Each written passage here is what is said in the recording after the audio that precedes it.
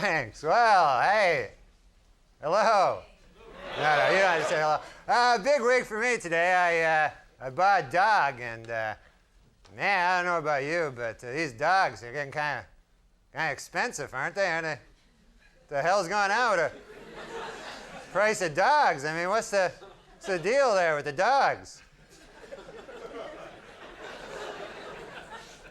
So I go to this dog store, you know, and a typical salesman there, you know, he's one of them big, high-pressure dog salesman types, you know. So the guy tries to sell me his dog, $500, you know, big $500 dog, and I'm looking to pay, you know, maybe a buck or $2 maybe. I'm thinking $2. That was my ceiling, you know, $2. I figured I'm not going higher than $2. What am I, made of money? So the guy goes, no, he says, buy this dog here. He says, this is a pit bull. It will protect your valuables, this dog, you know. And I don't have anything valuable. I don't own anything. What do I look like? I own stuff, you know? I buy the pit bull. That would be the most valuable thing I own. That would be the thing. Then I have to buy something to protect it, you know. Then I'd be out. Be shopping for Wolverines the next day, you know? I'd be going, what you got in a Timberwolf? Show me something in a Timberwolf. What do you got? You got anything in a Timberwolf there? What do you got? Timberwolves? But you got it, you know, they're an expensive dog, you know, that's my point. Where the hell did that dog even come from, a pit bull? I never heard of that dog. When I grew up, there was no pit bulls, you know? That's not even a... How does that dog just show up like that one day, you know?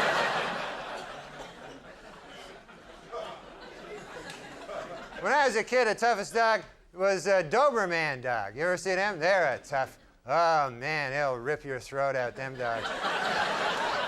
Just like a pit bull. That's how they kill you. And they rip your throat out and you die, you know.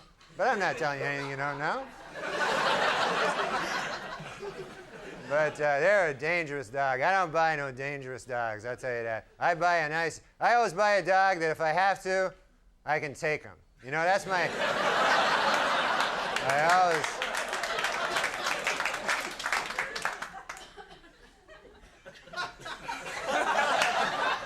I got a wiener dog. I got one of them. You ever have one?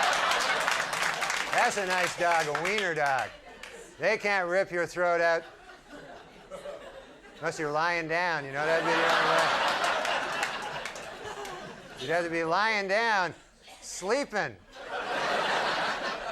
And then late at night, the wiener dog would sneak up and start nibbling at your throat there. Like that. And then you wake up, oh, get away from me, you wiener dog! What the hell, you think you are, a pit bull or something? You're not a pit bull. You're nothing but a wiener dog. It's ridiculous. It's all you'll ever be, when you think about it. Oh, man, but I love my wiener dog, you know? You don't see Dobermans anymore, you notice that? Pit bulls now everywhere. Doberman's like a forgotten dog, you know? You never see a Doberman? Once in a while, you see him, like you'd be on a park bench with a frisbee. You know, I used to be somebody. I'm a Doberman.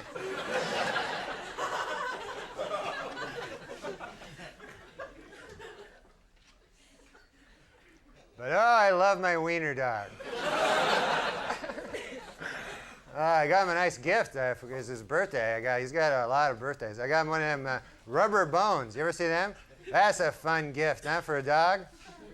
And then the dog gets it, goes, yes, not a bone, yeah. Yeah, a million laughs. It's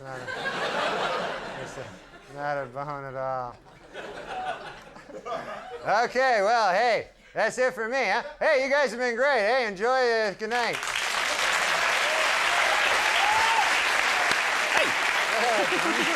Norm Macdonald, everyone. We'll be right back with the Bug Lady, Betty. Thank you. Hey. Thanks a lot. Well, it's good to be here, and I'm having a good time. I'm watching a lot of TV. Do you enjoy watching the TV? And my favorite thing to watch is Star Search. That's my favorite show. Man, that's a good show with Ed McMahon. And you know what's good about that show? You get to see the stars of tomorrow today. You don't have to, you don't have to wait around till tomorrow. So, and I love my favorite part, you know, is when Ed McMahon introduces the junior dancers. You know, when he does that, he always has this like, hot property! Bunch of kids come dancing out there. Too cute for you! And I also like that because they got junior dancers on it too. And you never see junior dancers anywhere else in show business, you know? It's only on that show. You never, where the hell is, you know? I mean, you never hang around and go, hey, honey, what do you want to do tonight? Maybe go down to the bar there or catch a movie or something there? Or, hey, I know, I heard about this new joint down on 6th Street. They got the 5-year-olds dancing. Maybe we could... I understand Hot Property's going to be there tonight. We can see them. I've never seen them live. I hear they're better live than on the TV. They're even better. And that's also a big mistake they make on Star Search. They always name their groups like Hot Property and stuff like that, as if that's going to help them win. You know, what kind of, like the bands, it's always like some embarrassing intro, you know. Always like Ed be going, our next group has been kicking around the Miami area for the last 16 years. Now America, say hello to Overnight Success. Yeah. There they are. Then it looks lame if you lose with a name like that, you know? You don't look good. So now it's time for the judge's decision. You ever see the judges on Star Search too? What kind of lame judges are they? You know, you never heard of the guy? He always got some suspicious credentials there. You never heard, you know? So I was like, now it's time to meet our judges. He is the president of Tri-Media Artists. And he represents such stars as Meadowlark Lemon. Here he is. He's a bald guy with glasses. Then they cut to a bald guy with glasses. Guys are waving. But no, so you know, you want the good names. You know, you don't want the bad. Always the guys with the bad names get the winning. You know, the guys with the big good names. I was like, now it's time for another tough decision for our judges. You know, so another tough decision for our judges. Our challenges. Overnight Success receive 1 1/4 stars. But. And then I like when Ed like brings them over. That's my favorite part. Like when the guy that wins, you know, on over here, Overnight Success. Let's pretend they win, you know. And then they run over, you know, and then sometimes Ed has some good news for him. That's my favorite part. He'll go, Overnight Success. Well, it's good to see you there. And how would you like if I told you you're in the semifinals? It's all exciting.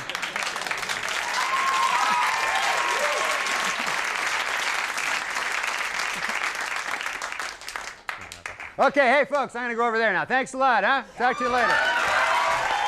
Norm Macdonald's here. We were enjoying your bit, especially over here, your stand-up, because Andy was a judge on Star Search. Oh, yeah? Yes, I was. Andy's the president of TriStar Entertainment. Yeah, that's right. That's the caliber of guy I'm talking about. Hey! They love each other. Oh. That's what we need more of on TV. What the hell am I doing? Okay. How are you? How you doing Good, on man. Update? Great. You're doing It's a great fun, job. Yeah, thanks a lot. Well, I try to, you know, make it funny and stuff, and And that's your secret. yeah.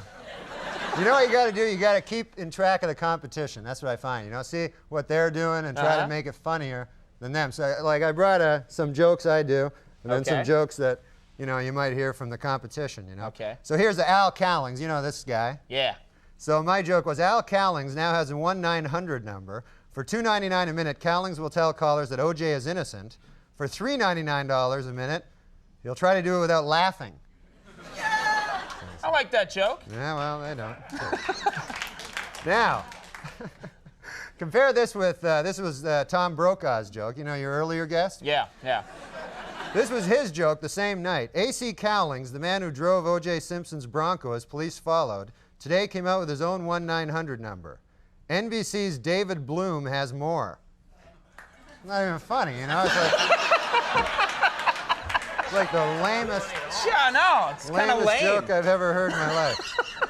Now, here's another one here. Twin daughters have been born to Andrew and Carrie Kennedy Cuomo. This one from 2 weeks ago. Making former New York Governor Mario Cuomo a grandfather. The girls were named Pataki and Sucks. So that was my joke. That's your joke. Yeah, That's a which good I joke. like. Here we go. Now here's Brokaw, Okay. the guy that they're paying all these millions to. He says, Mario Cuomo is a grandfather today. NBC's Jim Bitterman has more. It's like, It's like almost exactly the same joke as his other one. He changed the guy's name. All right. what's he doing? What? Yeah. You hold on to those, He's Andy. crazy. Those will come in very handy. I figured it out because I saw his show. You know what the problem is? He's got guys in the background typing. They're typing stories, and he's already doing the news. It's like too late, you know? What the hell's he thinking? Let him start a half hour earlier and get off a half hour earlier, and you'd have a better, I don't know. All right. Well, how are you? I see you're in Billy. What is it? Billy Madison. Oh, I yeah, caught yeah, Adam's yeah, movie yeah. the other day. Yeah, How was that? You're a movie star now. Yeah, no. I'm just in that movie with Adam. Well, what's it And, like working on a film? Yeah. It was great. It was great to work with Adam. You know, I never met him. That was the odd part. In the whole movie, you'd think I'd have a chance to meet the guy. Never came up. You don't see him around Saturday Night Live at all? No, I never see him. He's not. We never crossed paths. You know. One of Gee. those things. People think these guys, these audience people, they think everybody in show business knows everybody. That's right. They're idiots. Oh, not He didn't mean anyone here. No. Or anyone watching at home. No. You didn't mean anything like that. No. You guys aren't idiots. You know that. You don't have to have me tell you you're not idiots, for God's sake. But you're not. You're not idiots.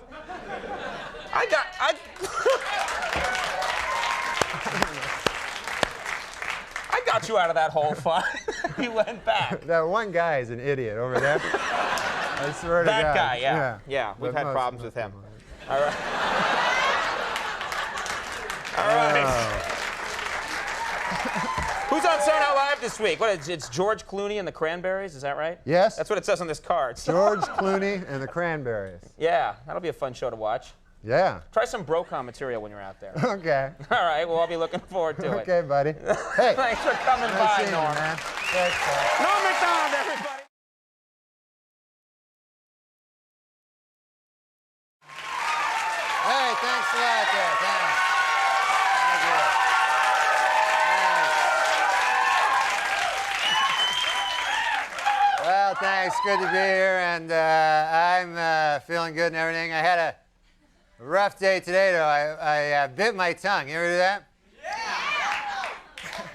And I got a big purpley thing on the side of my tongue there, and hurts like a bastard, you know. And it's embarrassing, you know. It's embarrassing biting your tongue there, you know, because you know you're walking down the street there, minding your own business, you know. You just, you know, doodly doo. Oh! Then you bit your tongue. You got this bit tongue going there, and everybody looking at you, and man, that's bad. People go, hey, what's the matter there? What happened to you? You go, ah. They go, what, you bite your tongue? No, it's my uncle died. But I was thinking about it today, actually. I'm surprised that I don't bite my tongue all the time, you know, because I got so many teeth, you know. I got like, I got 50, 100 teeth in my head, and they're all right around my tongue, you know. They're all right near the vicinity of my tongue, and they'll bite anything, my teeth. They don't care, you know. Could be a pork sandwich, could be my tongue. What do they care? They just bite. That's all they know. That's all they know. They're not trained for anything else. They just bite. I got too many teeth. That's the problem. I got like 50, 100 teeth, and I only need, I don't know, I never count them, but I like to deal with round numbers. But I got a lot of teeth, and I don't need hardly any of them, you know, because a lot of them are like, I got fangs here. You ever see these teeth going here? There are a couple of, you got big fangs sticking out, which you got no use for, you know, because that's from back in the old days. You needed them back then to like whatever, you know. You know what I mean? You had to go out in the morning and stalk a gazelle and rip his throat out with your teeth. But, you know, you don't have to do that anymore, do you? Thank God those days are over, huh, folks? Remember back then when you had to wake up, ah! Ah!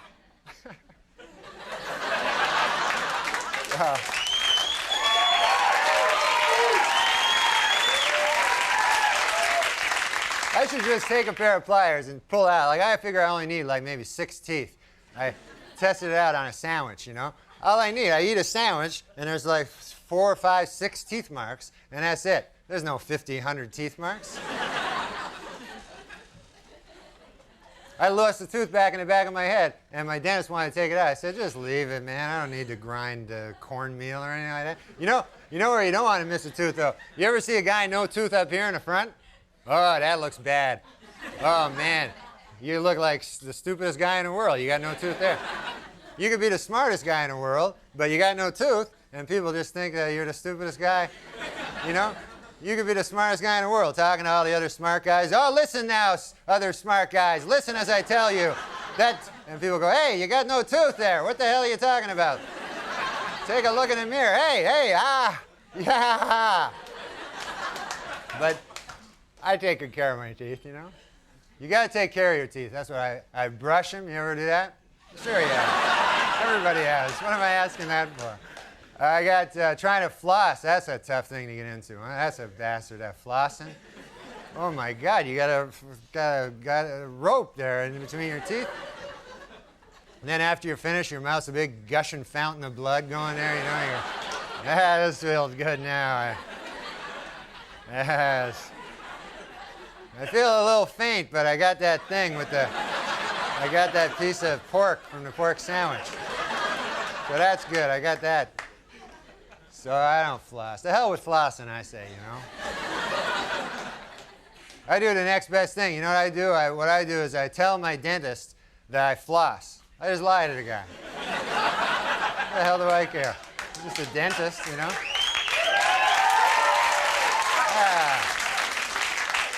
They don't care. The dentists, they don't know any better, you know.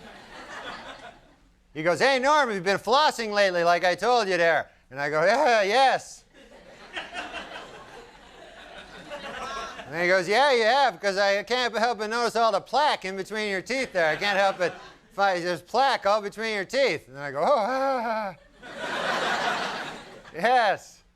Well, that's dentist. That's because on my way over here to the dentist's office, on my way from the place where I was, I come over here, I stopped at, I had a bowl of some plaque. I had a bowl of plaque. I had a big dish of plaque there. They had it down at the restaurant. They had half a pork sandwich and a bowl of plaque. It was their special. And then he goes, all right, fair enough. Where you go? Okay, well, I got no ending to that. But God bless you, folks. And I'm going to talk to Tony now. I'll see you later. All right. Brown. That happens wherever you go, right? Yeah, everybody yells. Actually, like when I started doing comedy, I would go on stage and I was doing it for a couple of years, and then I go on stage sometimes and people would go, Norm, Norm. And I thought I was catching on, but it was from Cheers, right? So They were just excited about the show Cheers? Yeah. So like a moron, I go, hey, I'm doing pretty good. That's here. a sad thing to happen to you. All right. Well, happier things. You're what are you? You're on your 4th show of the season. Saturday Night Night Live, yeah. You guys are doing and you got Quentin Tarantino this week. Yeah, that's Smashing really Pumpkins. cool. That's a cool show. That's really cool. You got to be excited about that. Yeah, Quentin Tarantino is like so cool, you know. And, Yeah. and plus, in the back of your head, you think maybe he'll put you in one of his movies. Although it's never Really? gonna happen. But No. maybe. But he's a great writer too, you know, and really cool. And you know, Pulp Fiction was like my favorite movie. I've seen it like 100 times. Uh-huh. And it was on, I thought it was on pay-per-view. It's on pay-per-view this Yeah, month. that's right. They show it there. Yeah. So the other night, like I ordered it, you know, I called in and ordered it, and then I got the wrong one, and it was that porno one. It was Pump Friction. You know that one? Oh man. Have you seen that one? No, I mean no. I don't know what you're talking about. It was all right. I plead. Pretty It was good, it was you know? okay. Yeah, they're different movies. I mean, you know, they're not Really? like Pulp Fiction is kind of a you know a gritty urban fable with strong characters and Yeah. acting, and you know, Pump Friction is more. It's you know. Graphic sex with guys. Yeah. I could see how they're different. Yeah. It's like apples and oranges. You can't compare them, you know? They're both So good. why would you want to? Yeah. But I called the cable company and about an hour later and complained. They're gonna get that straightened out. Yeah, aren't they got that they? Good. That's good. Sex is everywhere, though. You Oh, can't, yeah, you know, yeah. you can't. I love hide from porn. it. Do you guys watch a lot of pornos? There you go. How can you not enjoy That's what our those? demographic studies show. To find out who's watching. Our fans love porno. That's what we know about this show. I always thought they should have like, you know how they have that Dick Clark, Ed McMahon, like blooper shows? The you know? blooper show, yeah. They should have those for pornos, you know, because, you know, I'm sure they make mistakes on the set and everything. You know, it'd be funny to see, you know, like the girl going, you know, Harry, you have a huge clock. Ooh. You know, like just messing up their lines. Am I right? And then you cut back to Ed McMahon and Yeah. Got back to Ed and Dick. I don't know. That's you his don't know what name. you're doing. You're just riffing here. You don't know. Yeah. You got, But, yeah. I like actually, you know, graphic sex better than, you know what bugs me is like, Yeah. I like pornos and stuff, but I don't like, what I don't like is like when they try to be cute, like they have sexual like innuendo and Right. so they pretend like it's not about sex, but all my life, you remember that show? I remember as a kid, Dating Game, remember that show? Yeah. And it was a game show, but you know, it was all about, everything was sex, you know, it was all dirty. And you know that show, right? Everything had a double meaning Everything on that had a show. double meaning, Yeah. you know? And so the girls would ask, and then they get these guys that were like, good Lord, you know, I don't know where they'd find these guys, and get a beautiful girl, and then these three, you know, serial killer type guys behind the thing, you know? And, you know, the girl would have to ask these questions that were all had double meanings, you know, like the girl would go, you know, if I were a popsicle, what would you do to me? You know, something like that. Right. Yeah, and then, you know, I remember that. then the guy would be like, well, first I'd, you know, take your wrapper off, you know, if you know what I mean, you know, and then I'd grab a hold of your big sticks there, you know, if you know what I mean, and, you know, and then I'd press you against the counter so you're broken too, you know, if you know what I mean, and then you know, I put half you in the freezer till later, you know, and it was good Lord, you know, people would be like, shocked. Gross, you know? Oh, I miss those days in TV. It's tough though. There's so much sex. I know you got a family. You got a kid, right? Yeah, I You got a beautiful little kid. Dylan. How old is he? He's 3. He's the greatest. Uh-huh. Yeah. Is he like what? I mean, what? Let's just end there. He's just a great Yeah, kid. he's like 3 now. He's reaching the age where he's kind of they reached that kind of cruel age, you know, where it's like you know, Lord of the Flies or something, where you got to watch him. And we got a dog, you know, a little dog. Yeah, I know dogs. Yeah. Yeah. We call him Doogie. When I was a kid, my parents named my dog Snoopy. Oh, really? Yeah, so I was completely embarrassed all the time as like a hackiest name you can call your dog, Yeah. you know. And people go, hey, what's your dog's name? Well, it's nothing, you know. We just say something. But so the point of the story is this. Yes. My kid is getting this cruel age, and you always got to watch him around the dog, you know, because he'll, you know, and he lies, you know, like you go, hey, what are you doing there? You shouldn't be petting his eyeball like that. He doesn't like that, you know. And he's like, no, he likes that. You told me. I go, dogs can't talk. I'm not stupid, you know. Yeah. And I can't even find the dog anymore because the kids always, hey, where are you, Doogie? Where to play with Dylan? Where are you? You know, I can't find him anywhere, you know. Open the cupboard, dog's in there. You know, Not here. not here. Folks, we're back. I'm here with Norm Macdonald. Now, Norm, you know, you're doing Weekend Update again this year. You got to do a lot of stuff about the news. That's all you got to do is the news. That's it. What are we going to be hearing this year? Well, Anything? I'm looking forward to the Olympics coming up. You know, that's because I love sports. You know, I watch every sport, so the Olympics is my favorite thing.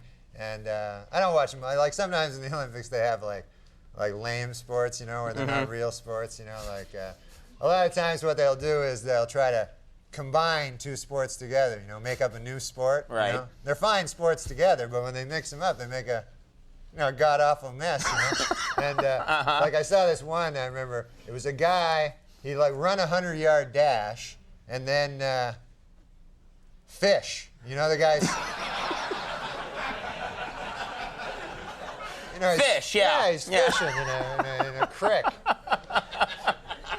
So that's not a good one. You don't like that. No, and you know, all the sports, and you know, they got the great sports, and then the bizarre. Like, you ever see that one where they like walk fast? It's the fast walking. It's just a guy walking fast. It's not like a sport. And you know, like that this guy doesn't get a lot of respect around the Olympic Village, you know, from like the sprinters and stuff, you know. They're going, hey Fred, good stroll today there, man. That was a briskest stroll. What do you smashed the 20-minute mile? I heard. They said it could never be done.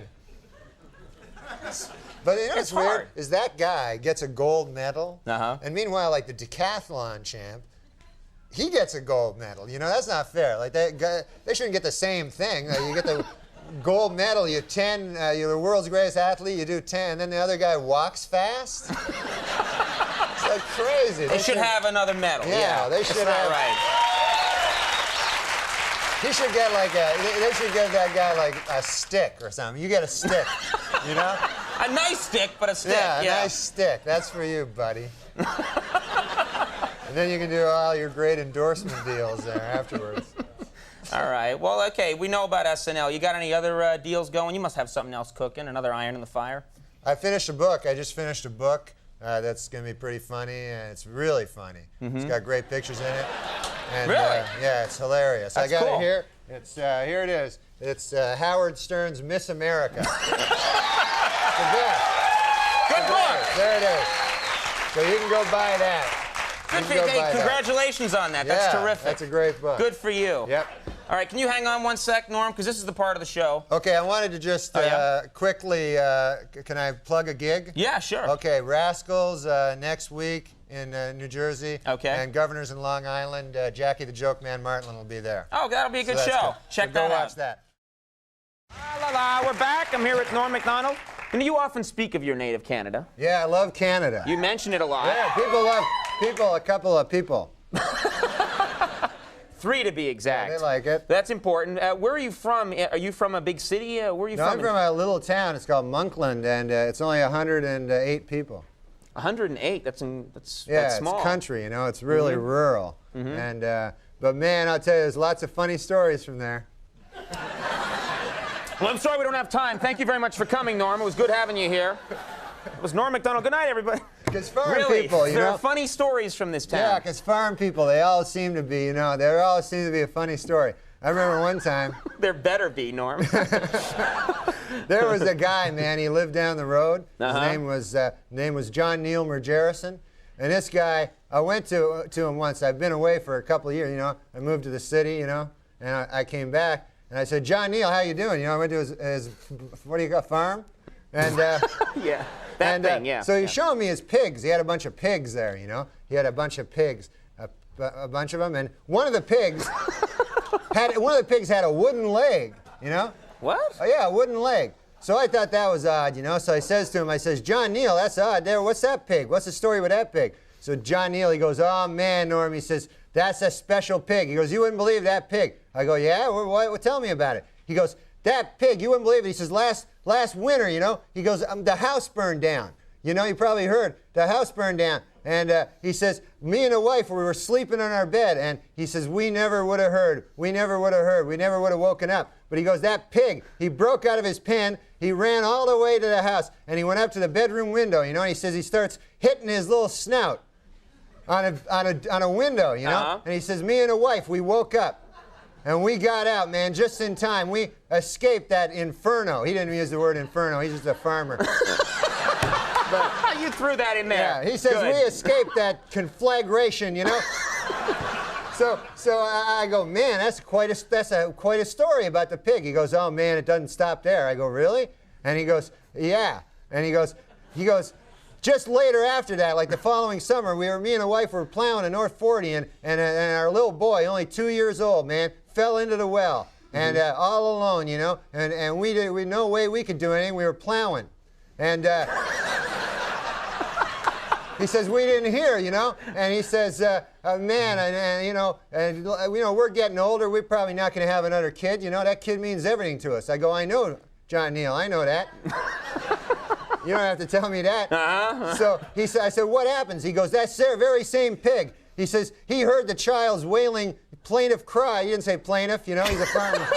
But he says he heard the child. He broke out of his pen. He ran all the way to the well. He looked down. There was the poor son of ours there, Billy, you know, down at the bottom of the well. He says the pig, he took his snout there. He started pulling up on a rope. And the kid got right out, you know. And man, that's great, isn't it? And I go, man, that's the greatest story I ever heard. Man, oh, what a pig. I said, what a pig that is. I said, one question though, John Neal. I said, he got a wooden leg. I don't understand that part. Pig got a wooden leg over there. John Neal goes, man, he goes, what, are you crazy? He says, a great pig like that, you can't eat him all at once. You know, he says,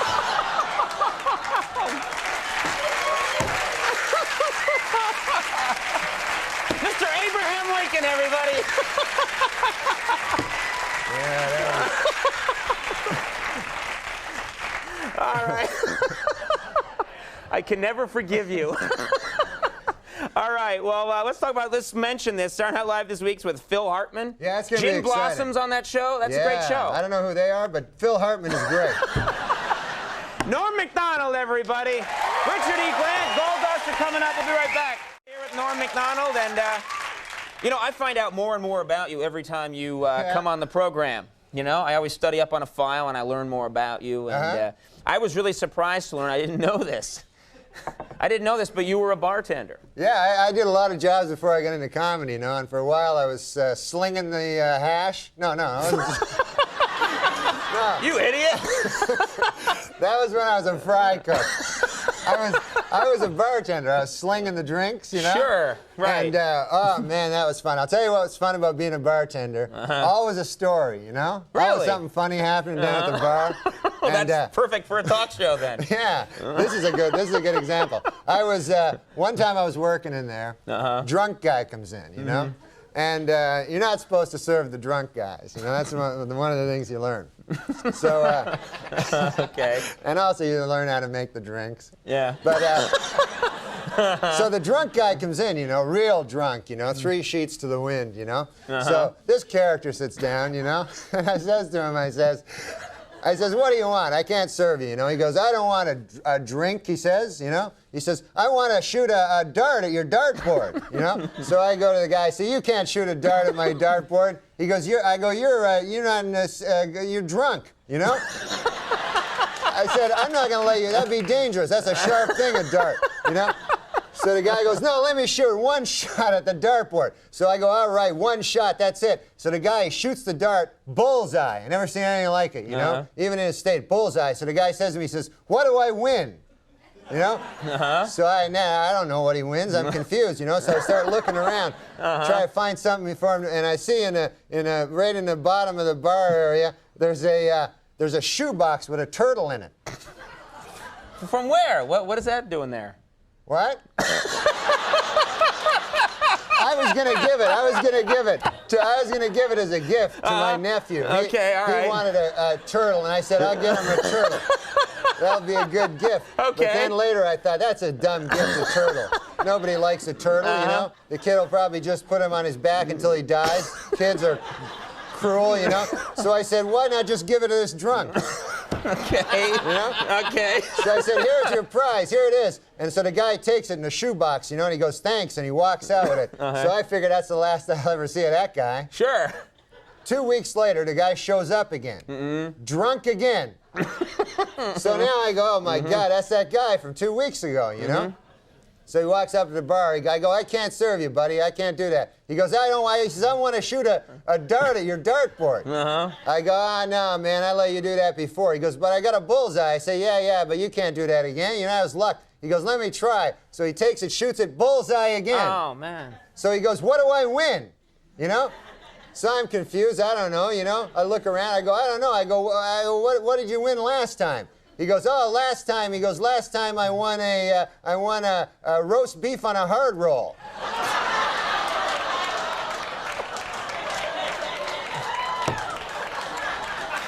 It was the turtle. We know it was the turtle. It was the turtle. We know. Oh my God. It was the turtle. Guy must have gone out and ate it. It was crazy. Oh, he ate the turtle. I see now. It was crazy. That's the real end of the joke. It wasn't a joke. That I was know a it true really story. happened, right? God forbid that was a joke.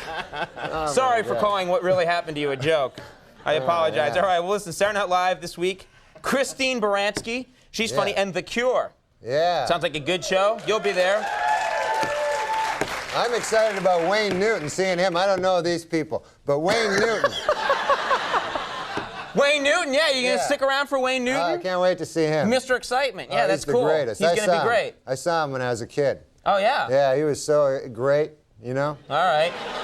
He gives it his all, that guy. No, seriously. I'm sure he does. I didn't mean to laugh. I he met does. him backstage. This guy looks younger than us. Yeah, he does. He's a great looking. You guys are going to have fun in a few minutes. What a great plug. You got to stick around. You got to take it from Norm Macdonald, everybody. Thanks, Norm. Wayne Newton, Tracy Bonham coming up. It's a solid show. Stick around. Hey, everybody, we're back.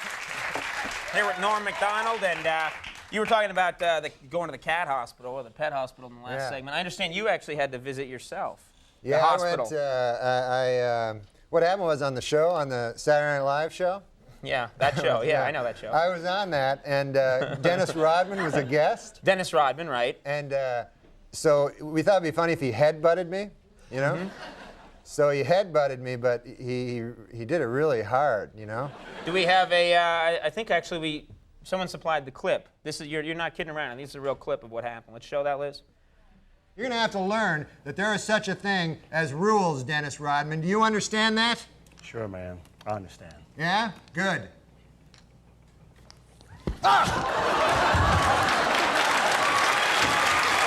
a minute. It did look like he, Yeah,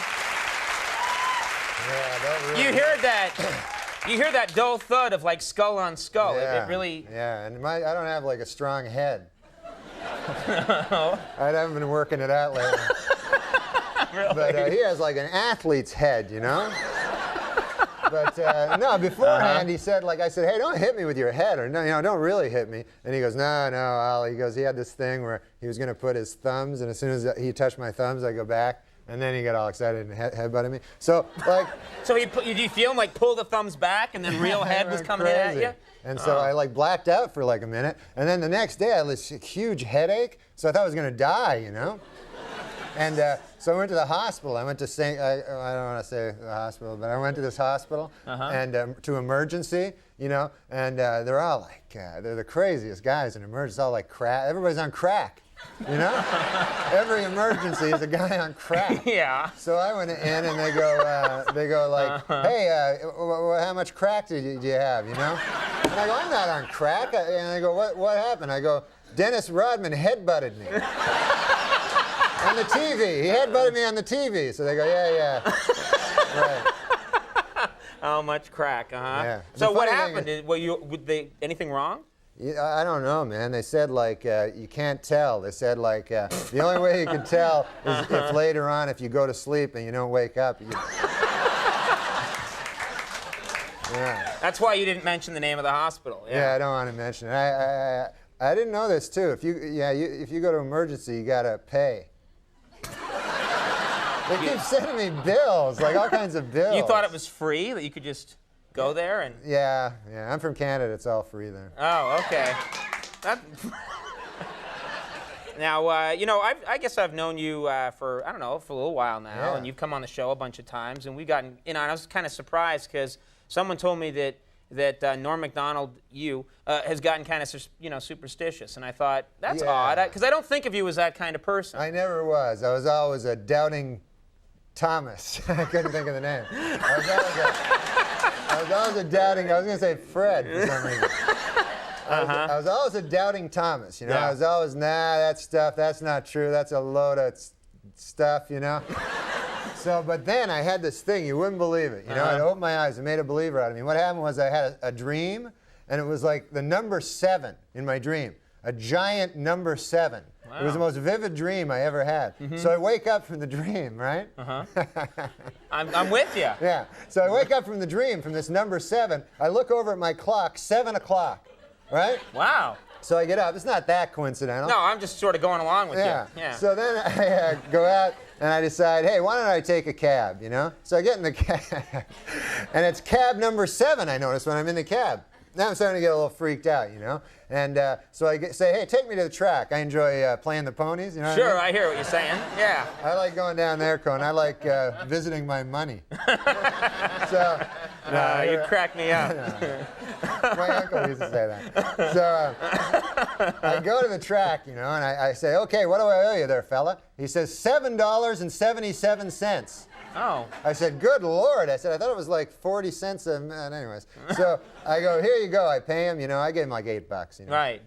So I walk through gate 7, went up to ticket window number 7 there at the horse place, and I look up, they have the form there, the racing form shows you all the races. So I look and I see in the 7th race, there's a horse called Lucky 7.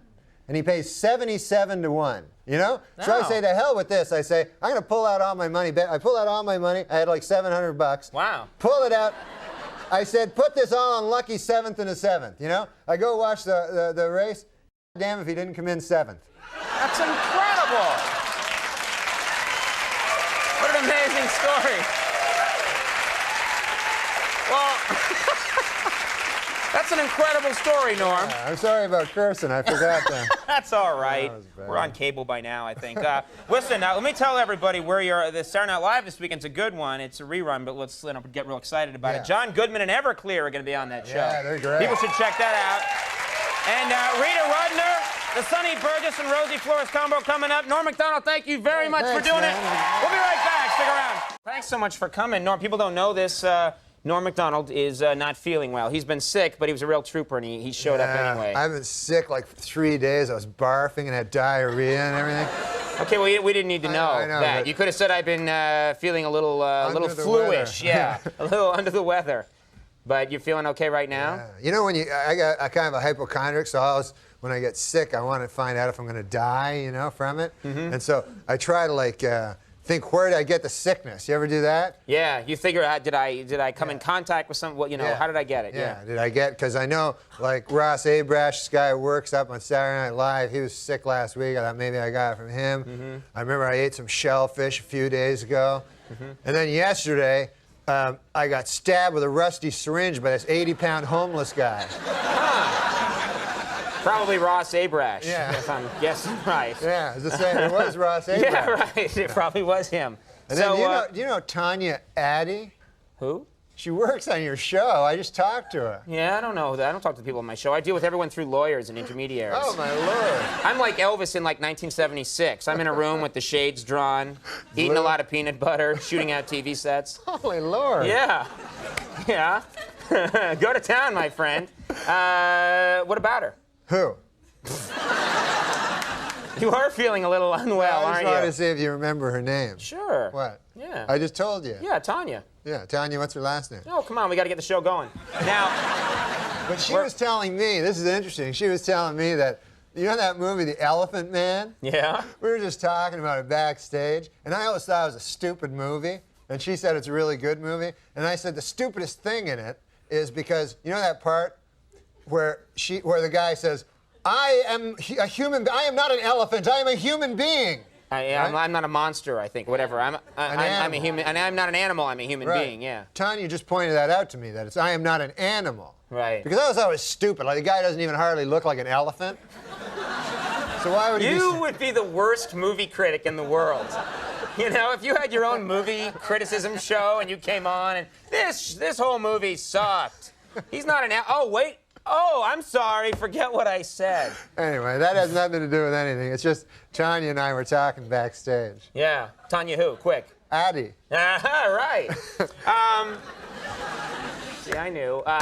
You got the weekend update coming up. Yeah. You got some topical jokes that Yeah. you got brewing. Yeah. I know you. Your mind's always going. I'm always thinking about the jokes from the paper, you know, so I can come on, especially when I come on your show, you know. Sure. You know how I come on your show and I always try to have some jokes from the newspaper? Sort of like now, Yeah. So here's the joke I got. Yeah. Y'all know about this woman, right, from Denmark that left her baby out in the street? Yeah. How do you feel about that, folks? Yeah. I don't like it either. I don't think that's right. Yeah. Good joke. Oh, no. You know, That was the premise I was stating. Update would be so easy for you. It'd be such a great gig if that's all you did. That's all I what do you did. think about that, Boo? Yeah, all right. And in another story, President Clinton hurt his knee. What do you think? Oh, too bad. Yeah, okay. No, the point of it is this. I have a joke about it. Okay. Because they got reunited today. Oh. It was in the newspaper, in the New York Post and the New York Daily News. And so I was thinking, now they're flying back to Denmark, and this crazy woman puts the baby out on the wing.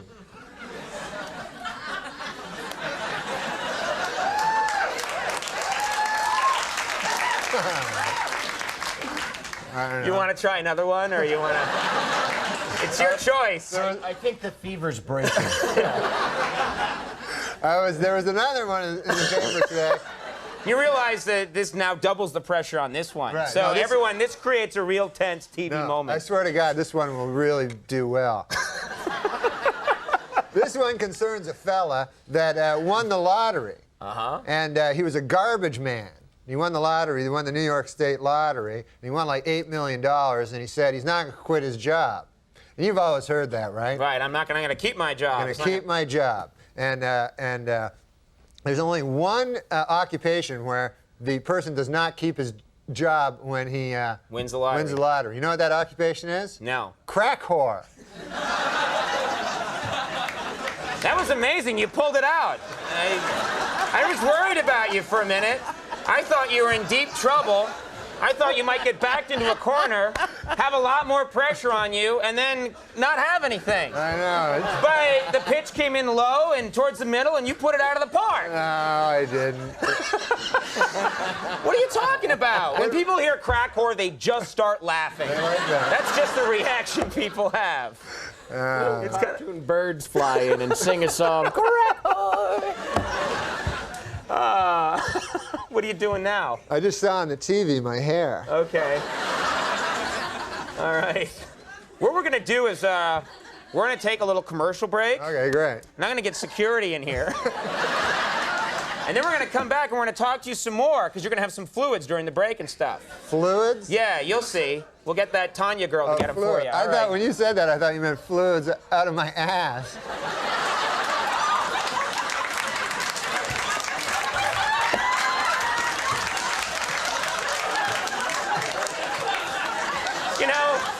You know, a couple of times in the 4 years I've been doing this show, someone has stopped me just before I went to commercial to try one more joke. That was the most worthwhile of all this time. We'll take a break, everybody. We'll be right back. Everybody, we're with a rehydrated Norm Macdonald. How you doing? Good, man. You know, I'm over here, yeah. You did the White House Correspondents' Dinner. Oh, yeah, I didn't yeah. catch the whole thing. I caught, I think, the second half of your act. This is a big tradition in Washington. The president speaks, and then they get a comedian to speak. Yeah. And you did a great job. You were really they funny. They have the president comes up and talks, and he has a lot of fun. He does jokes, you know. I didn't know that. I thought he'd just talk about the country and stuff like that. But he does jokes. Yeah. And then he kills, you know. He does great because he's the president, you know. And then you have to go on after him, after the president. See, I did it one year, and I was the last guy, I think, who got to do it. I went first, and then the president spoke about issues and stuff, and it's much better that way. Yeah, But you had to follow him. You had to follow the president, you know, and that's not good, you know. You ever hear that? There's an old show business maxim: never follow the leader of the free world. You know? I know that one, yeah. I can't even follow Carrot Top, you know. Now I'm trying to follow this character, you know? You know, we have a photo of Carrot Top always on the ready. Don't we have a photo of Carrot Top, Liz? Let's see, Just where to is it? put it up, just so people can see Carrot Top. He's a good guy. Yeah, but how did it went good? I saw some, you know. Yeah. It must have been an impressive event. It was cool to meet the president. Although he's all crippled up now, he's got like, That's not politically correct. He's all crippled up. what do you call it? He's just disabled. Disabled, at yeah. the moment. He's handicapped. There you go. Actually, when you think about it, he's handicapped and he's the president of the United States. He must have an unbelievable parking spot. When you think about it, you know? That guy, right? He's got to be. It's a short walk. Yeah, it's very close to the building. Uh-huh. But, you know, when you have to, they made me screen my jokes with the Secret Service. You know those guys? Yeah. And so I had to give my jokes to Secret Service, and they were reading them, and they don't laugh, those guys, you know? They're not big laughers. They didn't. They're not risible. A guy told me that word. You know what that means? I don't know who you are tonight. I don't know what that word No, is. that word means, that's something for you to learn there. That word means easy to make laugh. Risible. Risible. Risible. Easy to make laugh. Good, yeah. Okay, we wish we had some risible people in here tonight. Oh, yeah? So. Let's pack the audience with some risible people. No, I don't blame them. No, not at all. Why should you blame them? So, no, they're good people. They should have just gone crazy at Crack Whore. But I'll tell you this about the Secret They have to Service. learn a lot and come back. I'll tell you this about the Secret Service. Yes. I admire them because they have a tough job. Their job is to get shot. That's their job, getting shot in the belly. Well, no, I think their job is, maybe that's a byproduct of their job. No, that's their job. Oh, really? Yeah, their job's not just to hang around, listening in their ear things. Uh-huh. Nobody cares about that. The president, if anybody wants to shoot him, he says to the guys, he goes, listen, instead of them shooting me, do you mind if they shoot you in the belly? You think he talks to him like that? They have a little huddle before he goes somewhere? Yeah. And Man, then- I'm telling you, man, but it's scary because when I did my talk, they told me about the podium is like bulletproof and everything. The president has before he goes into a room, they bring a bunch of dogs in to sniff out guns, you know? And it's like like if I was the president, holy God, I'd be scared the whole time. Really? You know- Well, no, he's well protected. No, but still, everybody wants to kill you. I mean, not everybody. Most people like you. You're the president. Right. But a lot of guys want to kill you. I don't think that's necessarily true. Oh, believe me, I was there. And did you meet anybody, any heroes of yours? You meet any big Yeah, celebrities? I met Larry Flint. He's not my hero, but he's a guy. He's a famous guy. Sure, he's famous. He's well known. Yeah, I enjoy meeting famous guys, Sure. you know. And he came out, he's in a wheelchair, and he talks like this. He goes, "Gah-wah!" But he was, it's not his fault. It's not his fault. No. He was shot. So he said, because I was in the movie The People Against Larry Flint. Versus Larry. You were in the movie. The People versus. It was a famous movie, and Yes, you're in it. I was in it. I was one of the people that was versusing him. Okay. So I said to him, he said to me, hey, no, he's a good guy. He's a good guy. No, but this is what he said to me, Conan. He goes, hey, when you're in Los Angeles, you know, I told him I was coming to Los Angeles. He goes, when you're in Los Angeles, he goes, look me up. He goes, I'll take care of you. When other people say that, you think like, that means nothing. But coming from him, like if my Uncle Phil told me that from Minneapolis, I'd think if he went, hey, I'll take care of you when you come to Minneapolis, that means like I'll make you a nice chicken pot pie. You know? But Larry Flint, that means, you know, I'll get you a couple of hot, dirty broads, you know, and then while you're having sex with them, I'll come into my wheelchair. You know? Who knows what it means? Okay. Well, Saturday Night Live season finale. I should tell them about this. Yeah, it's going to be a good one. Yeah. Jeff Goldblum, who you know as the. My God Almighty! Someone shot a gun. No one shot a gun. It was the guitar feeding back. Was the guitar? Oh. Yeah. You're obsessed. I don't know. It was the guitar feeding back. No, Jeff Goldblum, the Fly. He's going to be there. Yeah. He's been in other stuff. No, also the dinosaur. Let's keep going. Come on, hurry up. And then Vogue. We gotta go. I'm gonna throw up. Norm Macdonald, everybody. Other people are coming up.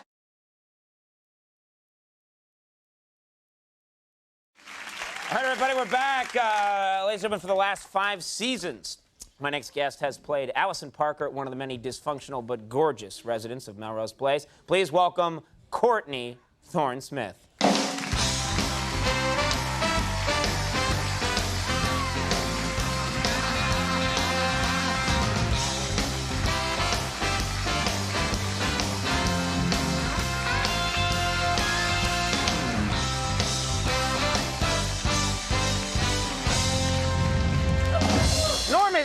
Norm, you're sick and you're all over her like a bear rug. Just leave her alone. No, you know, because before, during the commercial, I was saying I had a huge crush on her. Yeah. And then you said you did too. I said I did. When you were on Day by Day, I developed this big crush on you, and this whole talk show is a scheme to get you here. I liked her when she was on the Tomorrow Show with Tom Snyder. Not the Tomorrow Show, but the Later Show. He says to me in the break. You have no idea who I am. Yeah, no, I know from that show. That's all. He says to me, "Oh, I really like her. I saw her. I really think she's great. I really have a crush on her." And I said, "Where? You saw her at Melrose Place?" He said, "No, I was watching Tom Snyder, and she was on, and she was a great guest." And I said, "Wait a minute, that's the show that's opposite our show. Why weren't you watching our show, pal?" Because I wasn't on it that night. All right, no, stay. We have exciting stuff to talk about. You've been on this show, Melrose Place, for 5 years. For 5 years. And now you're leaving. Why are you leaving? It's time.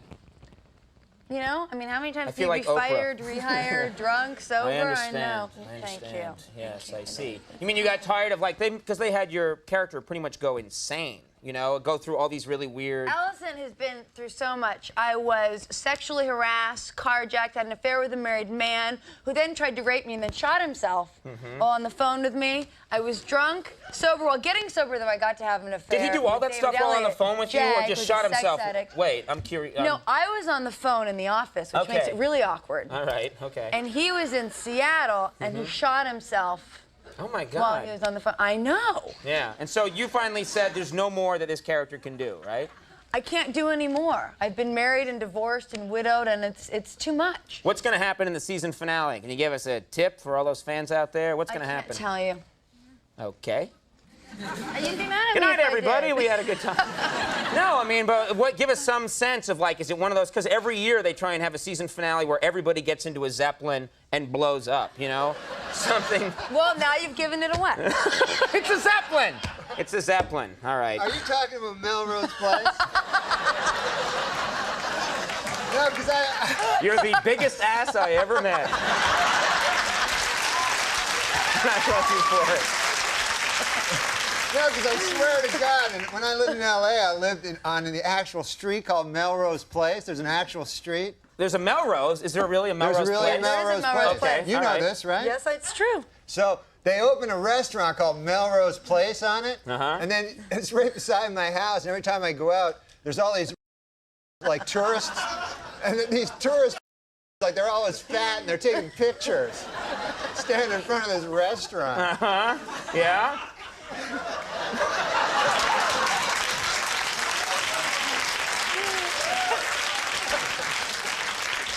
Well, thanks for the help, pal. He'll get over it. You'll see. Now, I got to ask you about this because we brought... Shut up. That makes it all right. Well, I want to talk to you about something because this came up earlier in the show accidentally because I didn't know what Norm was going to talk about tonight, and it's best sometimes if I don't know. But he mentioned Carrot Top. You are making a movie with Carrot Top, right? I made a movie with Carrot Top. Okay. You've made a movie with Carrot Top. It's not out yet. No, it's Can you not put out the yet. picture up of Carrot Top again just so we can all see him? She just did. Oh, there it is again. Yeah. All right. Okay. Wait a minute, she left Melrose Place to do a movie with Carrot Top? That's where I'm going, my friend. This begs the question now. Why a movie with Carrot Top? Why a movie with Carrot Top? I mean, no, I don't know much about Carrot Top, you know? I don't know much about him. I'm a little jealous because he's a red-haired comedian, and I felt like maybe you'd do a movie with me first, then move on to Carrot Top, then to Ralph Mal from Happy Days. You know, it's sort of the three. There's an order in which you do movies with the redheads. What's he like, first of all? He's extraordinarily sweet. Nice guy. He really is. And he worked very hard, and he was adorable. And he works with a lot of props and stuff, too, right? Not in the movie. Oh, in the movie they took his props away? They took his props away. That's a bad time to suddenly take away everything you know about comedy. You know, you've been using props now all your life for comedy. Now we're going to take them away when you make your first movie. Was he okay, though, with it? He was cool? He was great. He did a wonderful job. Do you have a scene where you and him embrace? Yeah, lots of making out. Oh, for God's sake.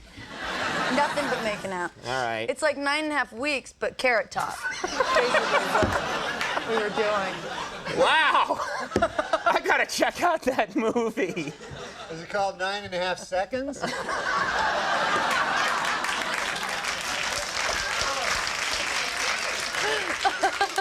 Like he's premature ejaculator. We got it. You know what happened? This is what happened. You know what happened? He said 9.5 seconds, and I'm looking at him because I know there's more. And I wait and wait, and I see the glimmer in the eye, and then bang! I thought you were going to, but no. But what's the movie going to be called? Really? I know what it's going to be called. Yeah, what's that? If it's got Carrot Top in it, you know what a good name for it would be? What's that, Norm? Box Office Poison. She's in it. What about my career? Courtney Thorne Smith, the girl sitting to your left, is in the movie. I'm going to go see it for Courtney. After you scare everybody else away? No, I love this girl. I would see any movie with this girl in it. She's a beautiful lady and a talented, nice talk show guest. Okay. As evidenced by her appearance on our rival show. All right, well, there's this 2-hour season finale of Melrose Place. There's this movie coming out. Yes. Title undetermined at this point. Chairman of the board. Oh, all right. Do something with that, you freak. I bet the board is spelled B-O-R-E-D.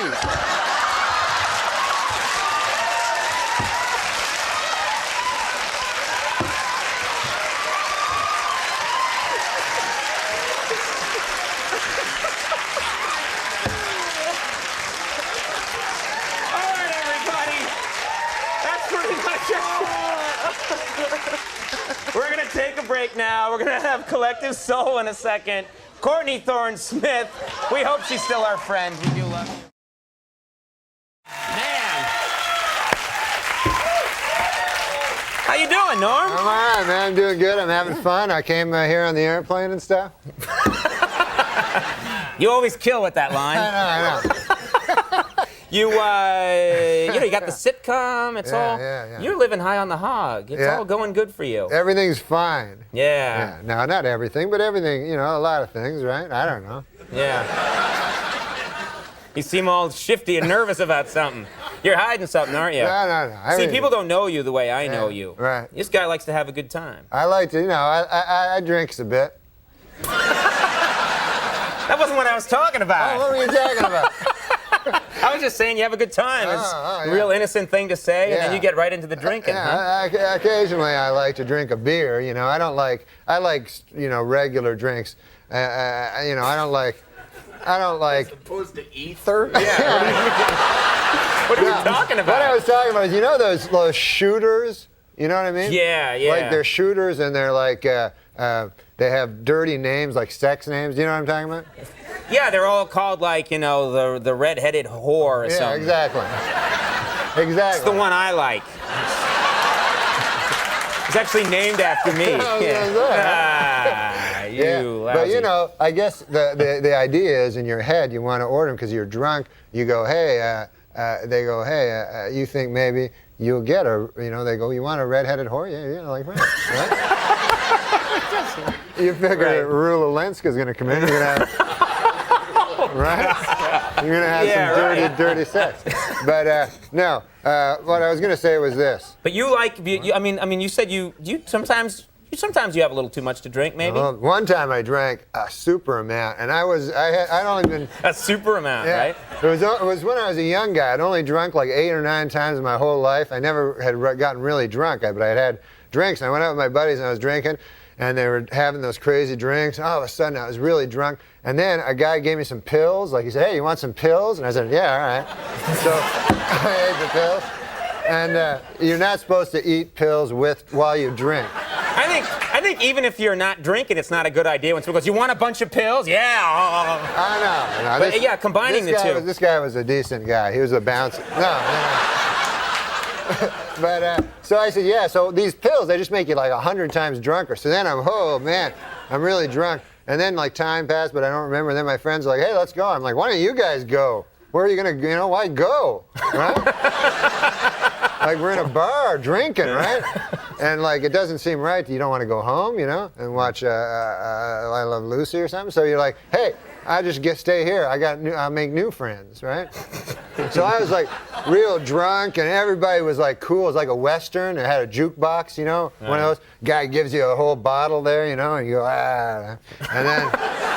That's what you do when you're drinking, ah. You're a pirate, all of a sudden. And then it was the funnest, man. There was a big fat bearded guy there, and I was hanging with him, real drunk. All of a sudden, right? I'm like, oh man, I can't remember anything. I remember like I sort of falling into a pool table or something like that. Right. And then I wake up, right? And it's like I'm in a bed. I look beside. There's the fat bearded guy beside me. No, really? Yeah. So I go, oh Lord God, I had sex with the fat bearded guy. And at the time, like I never had sex before in my life. Yeah. And I always thought it's probably going to be with a lady. You know what I mean?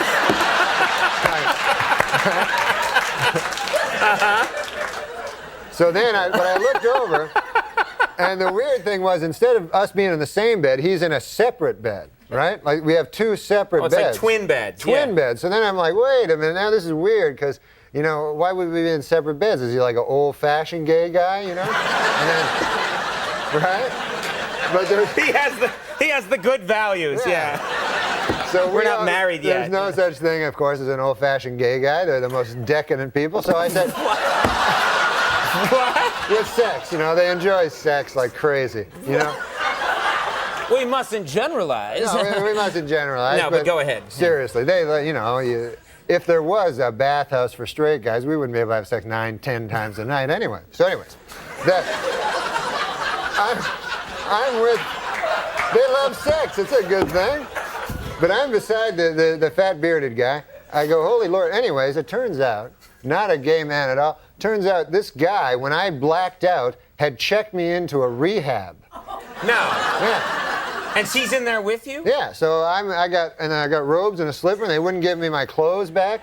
And I had to stay in there for 3 days. And they're like, you're an alcoholic. I go, no, I'm not. And then apparently that's what alcoholics say too,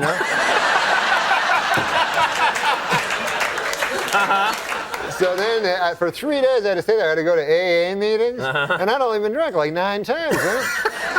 So they're like, what's your worst one? I go, I guess the 9th one was bad, you know? Right. That was, and when did you hit bottom? I said, I don't know. The cool part of it was the girls all get up, right? And all their stories are all the same. Whenever they hit bottom, Right. every story is the same. They're like, when I hit bottom, you know, I a guy for a drink, you know? And you're like, oh. You know, every time.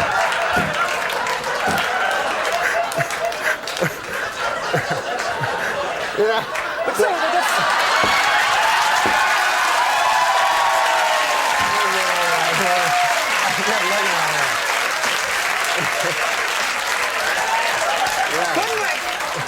Couldn't we just take them out of the studio for the Norm part and then bring them back? Get No. a salad guard up, something? So anyways. All right, No, well, but- that's a nice story. No, but it's a serious illness, you know. Alcoholism. It's Yeah. an illness. It's an illness, you know. Yeah. It's a good illness because you know, there's not a lot of illnesses you get to be drunk all the Yeah, I time. know. That's a corker. Will you hang on one second? Okay. We haven't even scratched the surface with Norm, so hang on, we'll be right back. Stick around. All right, we're back with Norm Macdonald. And you know, you kind of surprised me God. because you did MTV Beach House recently, and you know, there's a certain kind of person you expect to show up on the MTV Beach House, and I hear, we'll be right back with MTV Beach House, our special guest, Norm Macdonald. I'm like, what the hell are you doing? It's this. What was that? It's this show on MTV, right? I know. And it's at a beach. It's at you a know? beach. And they don't script anything. Like, you know, they do like for anyway. So the dude, the host, was like, hey Norm, do you mind wearing a pair of trunks, you know, bathing trunks? And I go, no, I don't want to wear that, you know, because I'm like, my body's like all weird looking and everything. And everybody else is super hot ladies and super hot men. You know, I don't, you know, whatever. Whatever you. Wow. So, got an issue about that. All right, go ahead. So I'm on the show, right? So they're saying, hey, come on, seriously, put on the trunks. I'm like, no, man, I don't want to. So then they think this will be funny. They go, hey, we're going to show you a fashion show. Some dudes will come out, you know, and show you, you see what you think. I go, what? So all of a sudden, these 3 dudes come out, right, dancing around in their thongs and shorts and everything. They're wearing thongs or shorts? Which one? Bathing trunks, but some of them are like thongs where you can see their dirty arses. So,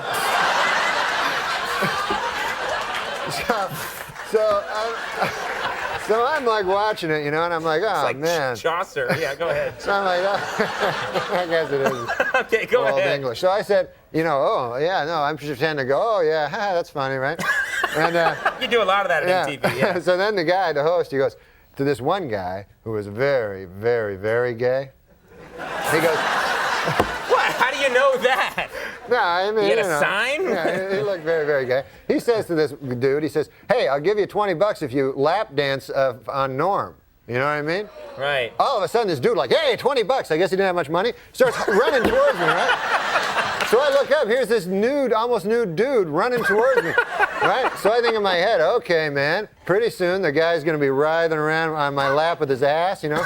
And I don't want that on TV, you know, forever. No, it's okay to talk about it, but you don't want to see it. Right. They videotape that, and it's there forever. So, meanwhile, what can I do? You know, you can't hit a guy because it looks bad. You know what I mean? You know?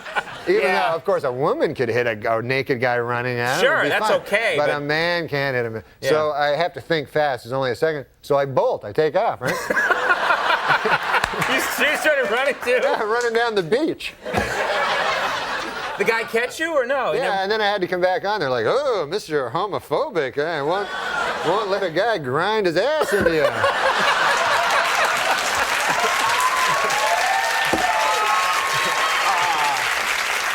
You got to work on that. Hey, I'm going to miss Andy on this show, man. Oh, yeah, He's he's got to sticking leave, huh? How bad is that, huh? Yeah. He should stay. You want him to stay. You should stay. Good move. You should stay. You just Get killed him booing. Yeah, you killed everyone's joy tonight. No, I swear to God, though, when you sit on a couch for the living, you should think about not giving that up.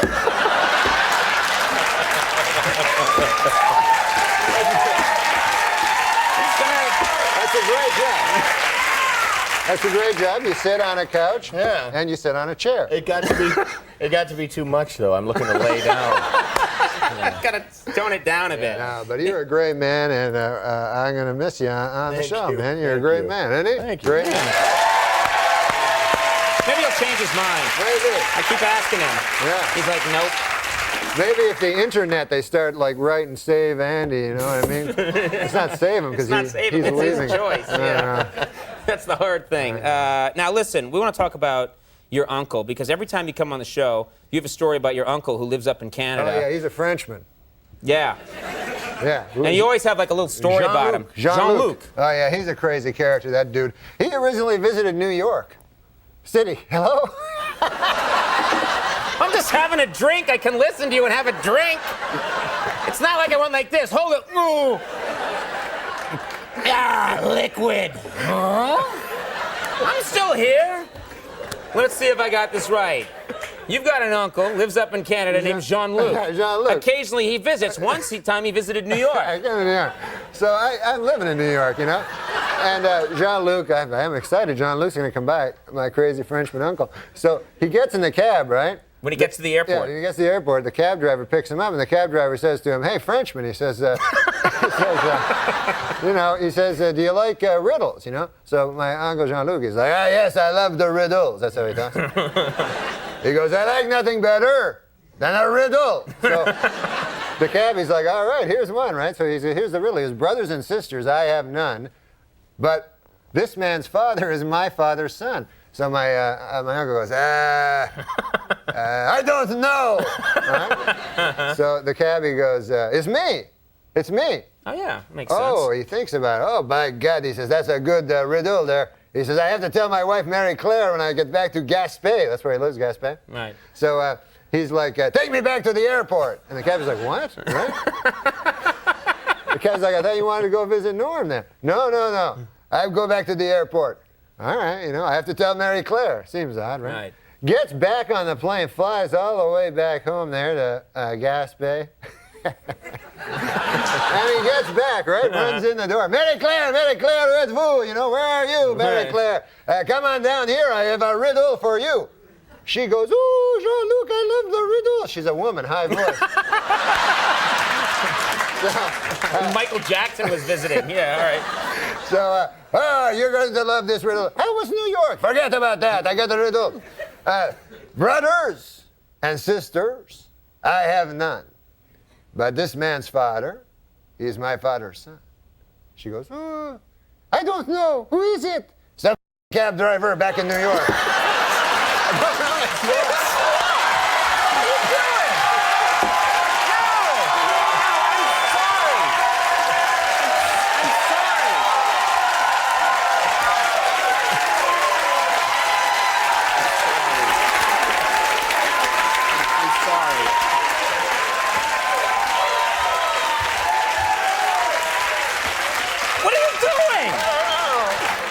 That was bad. That was You didn't bad. mean to do that, did you? No, I didn't. Be honest, you didn't mean to I do didn't that. at all. I just got to the end. That guy, man, I always tell my uncle, you shouldn't curse so much. You know? Oh, man. All right. We're going to pick up the pieces. Yeah. The show is called Norm. Yeah. When is that on? That's on Wednesday at 8:30. You already missed it, man. It's Thursday. But it's on all more. They can watch Yeah, it yeah. next time Yeah. on ABC. Norm, I'm it's always staying- amazing. staying here, You're going to though. stick around. I know. Yeah. I'm just going to say thanks for the No, segment. I but you're want going to see Sean. That next guy is hilarious. All right, he's going to stick around. Norm Macdonald's going to stick around. Sean Hayes coming right up. We'll be right back. Oh, man. How you doing, Sean? I'm great. Really quick, we have an audition coming up on our Yeah. show for an old-fashioned homo who wears a thong and does lap dances. Go for it. No, Andy is going to move out there in a couple of Oh, wait, when is this? Our producers will be He'll checking call our you. availability. Yeah. You guys are doing well. The show's very successful. And you know what? Just as you were coming out of the curtain, Norm leans over to me and goes, "This guy got a Porsche." Yes. And I remember reading about it. Your show's a big hit for the network, Well, we and they got- gave all you guys Porsches. Yes, and you, what did you get? Ha! What are you talking about? Then a Jag, right? Because the Jag's not so bad. NBC's given us nothing, and they fired Norm's ass. So, you know. Pretty much. Yeah. You're talking to the wrong group of people about having a Porsche here. Right. No, I really don't. They I sent like me a it. seat cover. Did they? Yeah, for my Ford Taurus. I love it. Yeah. And some Subway tokens. Yeah. No, we. I really don't like the Porsche that much. I mean, it's fun. No. Hey, stop it! You're breaking me up here, pal. No, I like my Camry. I'm everyday people, and the Porsche. The Porsche to me is just it's too loud because the engine's like right here, so you get in, Right, and right. Half your body fits in it, so like my left leg is dragging on the pavement as I drive. You cut a little hole for it. But I look cool. Yeah. So That's a nice gift to get, though. Yeah, how about show's it? going very well. You guys have a very physical show. I mean, you Yeah, guys are we're- always touching, bumping up against each other. You guys like to rub bellies. Every time I see a promo for your show, you guys are rubbing your bellies together. What's that all about? Yeah, Because if it gets me a Porsche, I'm doing it. Okay, come on, I'll give you mine. All right, here we go. You're like, no. Okay. That's not happening, pal. Yeah, we're pretty much touchy-feely on the set. We grope each other before we start a scene. Like, grab my crotch, it'll make the scene go much better. Okay, great. Did you say this line now like that? And then we do it. You do that, huh? Yeah. That's acceptable because there's so much fear of the sexual harassment. You got to be so careful. And we have had seminars here at NBC. The idea that you can just grab people's breasts. Did you have that seminar? I'm not touching anybody's boobs. I'm not doing that. No, but did you have? The Yeah, little... we all had to go. Yeah. Yeah, so did we, and we were sitting there. After the guy's like, it's very serious, don't make any jokes, and like every 5 seconds we're like making jokes. And after the whole thing was over, I walked out with my pants on my ankles and I said, great seminar. And I just walked to my I car. like that, yeah. I did. My ass was hanging out. Okay. This is only your third visit to New York City, is that right? Yes, my third visit. Do you like it here? I mean, you getting used to it? It's all right. I wasn't used to the alley, not having alleys. I didn't know the garbage is on the street and the rats are like everywhere. But it's a nice place to visit. Right. But one of the incidents I had this. You'll like this story. I had a hooker come up to me when. Yeah, just tell this one to Norm. Norm suddenly woke up. Yeah. So I had this hooker come up to me. No. I had been drinking out with some friends, and they dropped me off at the hotel, and I walked, to the hotel, and this hooker just, wrapped in newspapers in this skirt. I'm a little tipsy, and she comes up to me. She's like, The hooker "Hey." was wrapped in newspapers? Yeah, that's high fashion for hookers. I've never heard of that before. You sure that was a hooker and not a newsboy?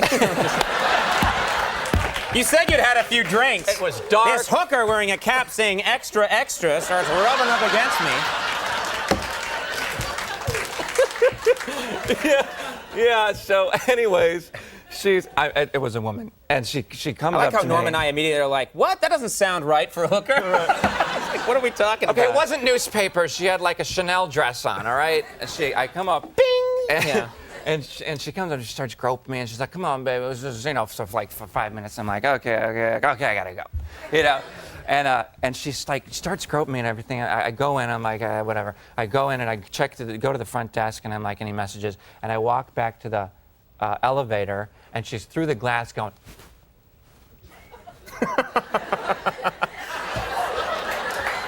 And I'm like. Betty Bye time. But I called my brother later the next day, and I tell him, she's like, she was trying to get your money, because when I go out, all I bring is my license. No, hookers don't want your money. No. No. What are you talking about? No, but I mean, she, pickpocket and all that stuff. And that's steal your what money. She was doing, right? Like down my pocket. And that's different. But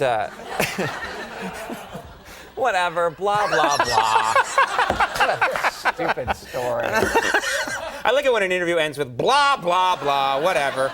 Well, Will and Grace. That's true, man. One time my buddy was with a hooker, he was telling me. Wait a minute, you have a hooker story? Yeah, Here we seriously. go. And he said that he phoned me up once. He was in Vegas, and he's like, "Hey, man, I'm with this hooker, but I think she ripped me off, man, because she took the money, right? Oh no, yeah. She said she said something about like I'm gonna go into the bathroom to get a towel to wipe off your balls or something. Wait a minute! No, you can't! No, wait a minute! You can't! No, you can't! No, you.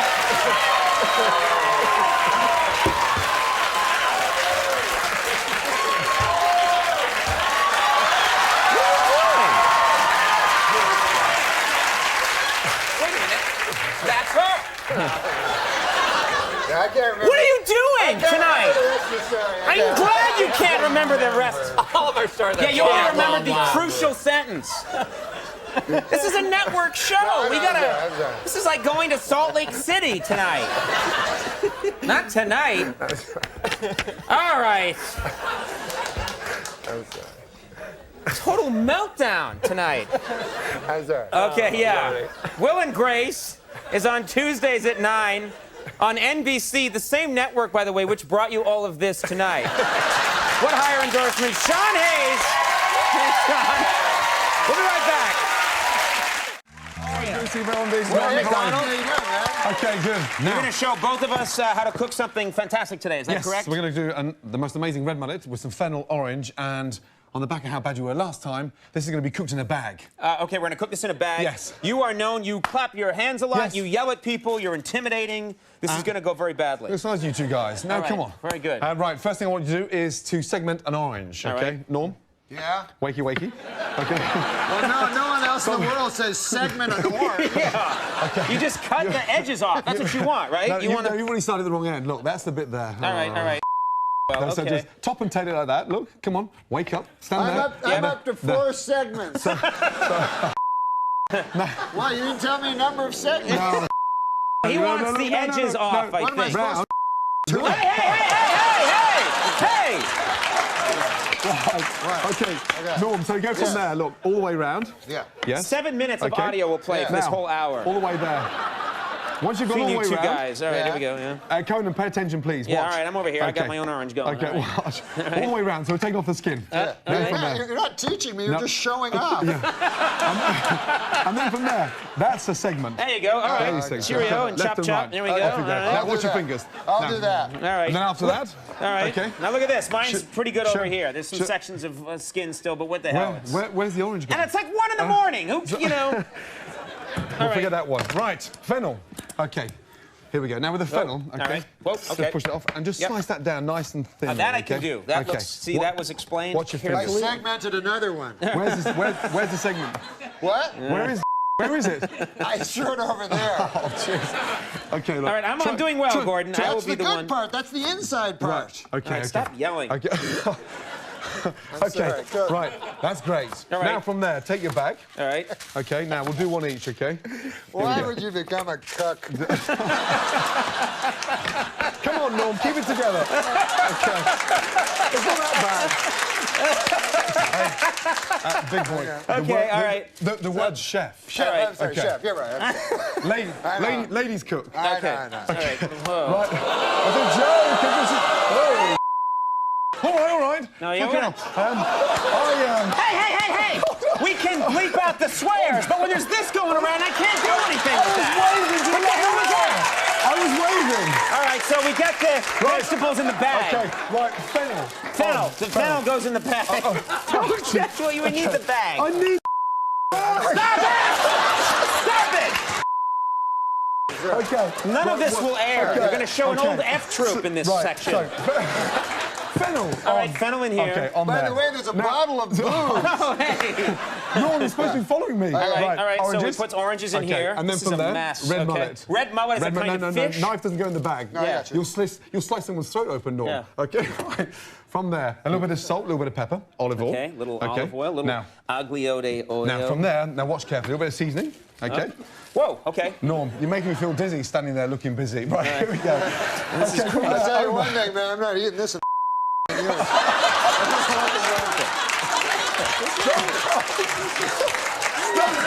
You haven't even tasted it Why are we yet. even having a cooking segment at this point? Why would there even be a cooking segment? Why would anybody even have a cooking segment with you people? Here we go. Right, Ridiculous. No, right here. Right, fold the bag over. Yeah. Oh, Okay, yeah. nice and tight. All right. Okay, and then from there, twist the paper so Twist you the can see paper. the end. All right. Nice and tight. Dad, I hope he's Nice a and- magician. Nice and tight. A bird's gonna come out. Yeah, all right, here we go. All the way, right. all the way round. All right, Okay. chop, chop. Now, Yeah. from there, a little hole. A little hole. right Okay, there. and then from there, pour a little bit of wine in there. It's a big waste of wine right there, buddy boy. Okay, All right, right and in then here. from there, turn it round. Okay. What? Come on, no. You're gonna be tight. Tight. He does it and then goes, look what Norm did. We got to it nice and tight. This is not going to air. This will never be seen by anybody. This will never be seen by anybody. Just concentrate. We've learned. Okay, Okay. what does it look like at Okay. the end? Oh, Right. look, it just came out magically from a pan. This is how it's cooked. As it cooks, it steams inside the bag, okay? Then you rip it open, and there you got a beautifully steamed red mullet, orange, and fennel. It never gets better than that. Do it exactly the way we did, using the same language and the same obscene gestures. Gordon Ramsay, Norm Macdonald, my apologies. Everyone right back. Cleveland Helmets here. Norm Macdonald is here.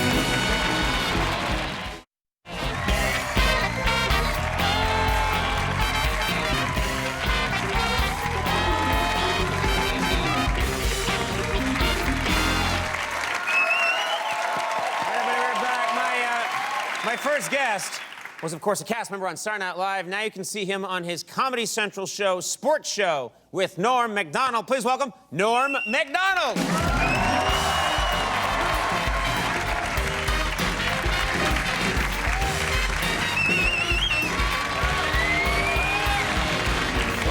Everything's good, man. Everything's good. That's a can-do, Norm. You came charging out like Yeah, that. because people, look at this audience, man. They don't care about that why. They like jokes.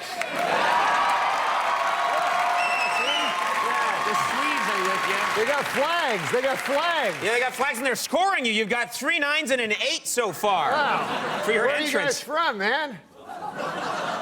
Oh, sweet. That's Sweden? Yeah. God bless you, man. Everything's good about, you know, you're an Irishman. Me mother, she was orange. Me father, he was green. It was the biggest mix-up that you have ever seen. I'm Scottish. I'm a Scot. You're Irish. Yes. What are you? Swedish German. Swedish German. Are you really? Yeah, really. Why would I lie about that? It's not No, funny. it's very odd, 'cause It's a very strange lie. I put one over on those people. Yeah. Swedish German. No, I tell you why it's funny, man. Why's Because I was in Georgia, Atlanta, Georgia. Yeah. I met a good old boy down there, and he said, "Have you ever?" He said, "You know Andy Richter?" Yeah? Yeah, he did? Yeah. You met a guy in Georgia and he said, you know Andy Richter? Oh yeah, you guys do well there. Oh. And he said, I said, yeah. He said, "Have you ever heard of Andy Richter joke?" I said, "No." He said, "Well, most of it's based on him being Swedish German." And then he told me an Andy Richter joke. And Really? but I didn't know he was Swedish German. I thought it was all nonsense. Yeah, well, now this lines up perfectly. Let me ask you something, because it sort of relates to the first... Wait, don't you want to hear the joke? No. Oh, you're down to 6.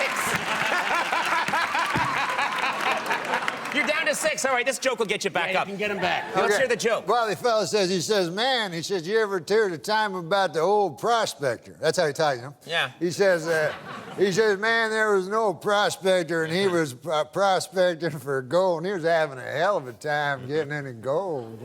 It was an empty stake, I believe. And he said he'd come into town one day. He'd been in the mine for a good 8 months. He said, by God, he said, I'm only flesh and blood. Sure. Yeah. And I need a woman, you know. And so he goes into town. He goes up to the bartender. He says, "Bartender," he says, "man, I've been in that mine for a hell of a long time, and I'm only flesh and blood. I need a woman." Well, the bartender says, "Hell, there ain't no women in this town. If you want to do any of that business, all we got is Andy Richter, the Swedish German."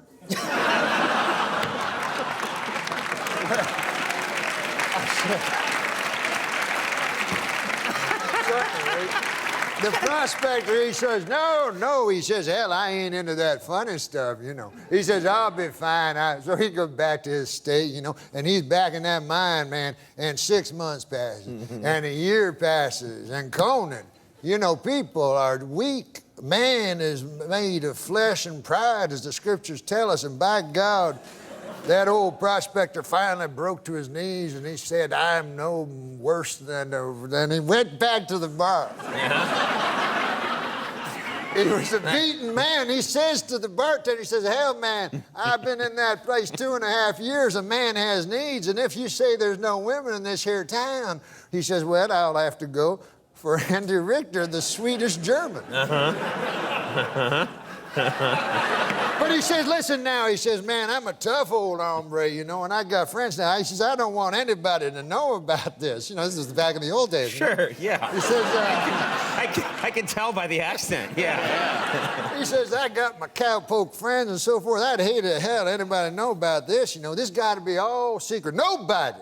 I say, nobody can know about this. Bartender says, well, 4 people will know about it. How do you figure that? He says, well, he says, I'll know about it. He says, you'll know about it. Andy Richter, the Swedish German, will know about it. And the fella that has to hold down Andy will know about it. So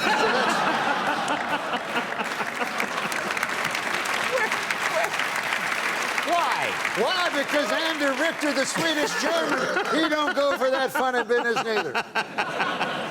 Well, at least you left me my dignity. Yeah. I like the way that story ended. Yeah, That was a nice... you weren't gay. Right. Yeah. Well, but that's not beside the point. You were raped. No, it's more...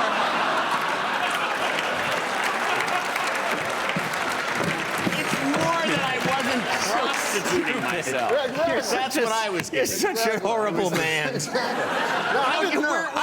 We're on basic cable, but it's still valuable airtime.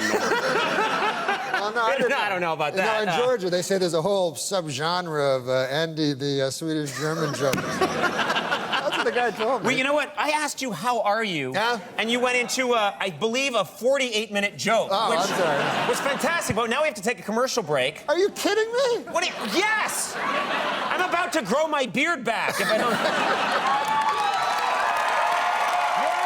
Norm Macdonald in just a second. Stick around.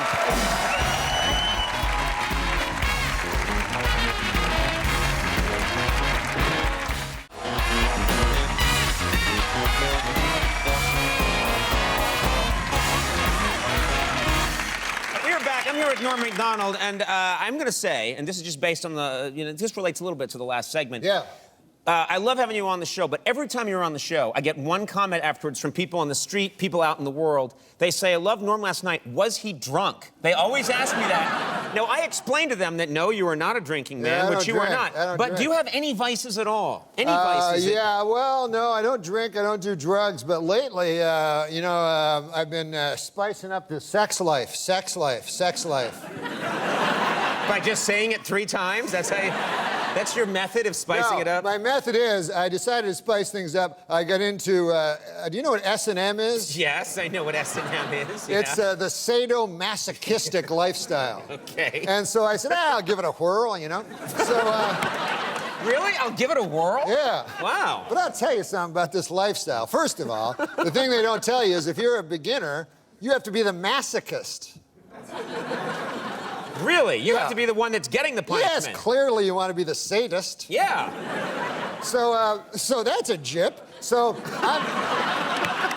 I'm with my lady friends, and I'm still trying to understand, but my lady friend, sweet, sweet girl, and she is the sadist. Uh-huh. And you have to have a safe word.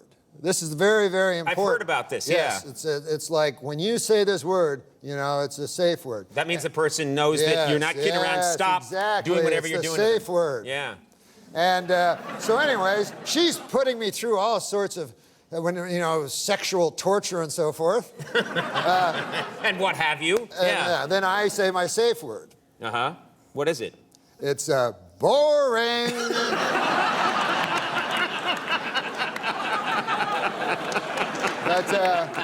That's a good life. Stupid. I don't like that. I am going to return to my former sexual lifestyle. Well, yeah, what's that? It's trying to find a lady and convincing her to let me lie down on top of her. That sounds so romantic, the way you describe it. I want to lie down on top of you and take a nap? What do you... Doesn't sound Well, like... I'm just saying I'm very simple. I don't need no, I don't need no where they whip your balls or anything. Okay. I'm just an old chunk of coal that likes the, Old chunk of coal. Yeah. Likes S&M, apparently. No, that's what I was just trying to, I'm getting back to just lying on top of a lady. Okay, all right. Which even that proves extraordinarily hard. Okay. Norm, you've got this new show, Sports Show with Norm Macdonald. I've taken so many Viagra now. I'll tell you this. What's that, Norm? My doctor told me I'm on the same dose that they give to the donkey for the second show in Tijuana. Okay, now listen. For the second show, Why do I continue to have you on? And yet I love it. No, the second show.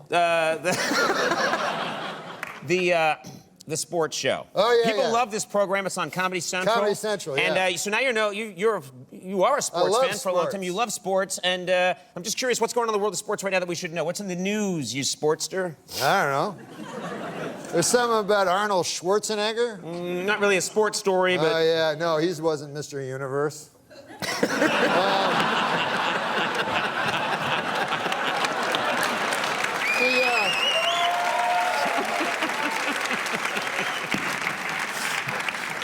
It's funny, right? Well, people say, hey, how did he become the governor of California? He was Mr. Universe. Yeah. And we're surprised. Yeah, that's a bigger title, yeah. Oh, my Lord. Yeah. God. I'll tell you one thing, man. What's I was that? watching the Mr. Universe contest there last year. Mm-hmm.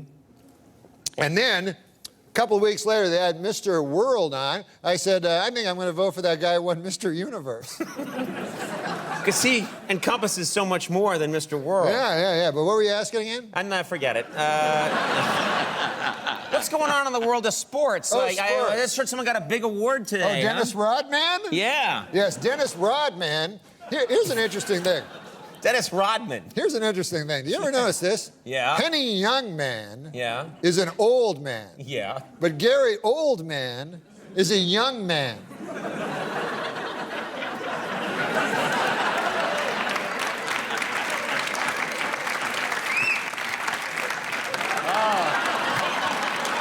Look at that. You're back. You're almost at a perfect score for that one. No, really? They just cheapened the Olympics so much. No, that wasn't like a great joke, but it was just... No, don't sell it too short. It's like it was more a comment. Well, we're almost out of time, so if you were going to make some comment about Dennis Rodman, we'll have to get to it next time. Yeah. Because we're out of time, aren't we, Jeff? Hey! What's that? Jeff's going, Jeff's come to life. He's like, stop it. You got to stop it. You got to make it stop. What about Paul Newman is an old man? You got another one? What about Gary Mann is a guy who works over at Comedy Central? Is that What happened? I don't know. You fascinate me. You fascinate me more than any other guest I've talked to. You know who would be cool to see? You'd ever see The Hangover? Yeah? That was an awesome movie, man. Yeah, well, there's a sequel. Hangover Part 2 coming out, and the director's coming up. He is? I love that guy, Todd Phillips. I was at a party with him. I went to a party. Todd Phillips was at the party. Yeah. It was pretty cool. It was pretty awesome. Well, he's coming out in just a minute. If there's still time, but I'm going to get him out here. Oh, awesome. Sports Show with Norm Macdonald airs Tuesdays at 10:30 on Comedy Central. Norm Macdonald. We'll be right back. The director of Hangover Part 2, Todd Phillips, is here.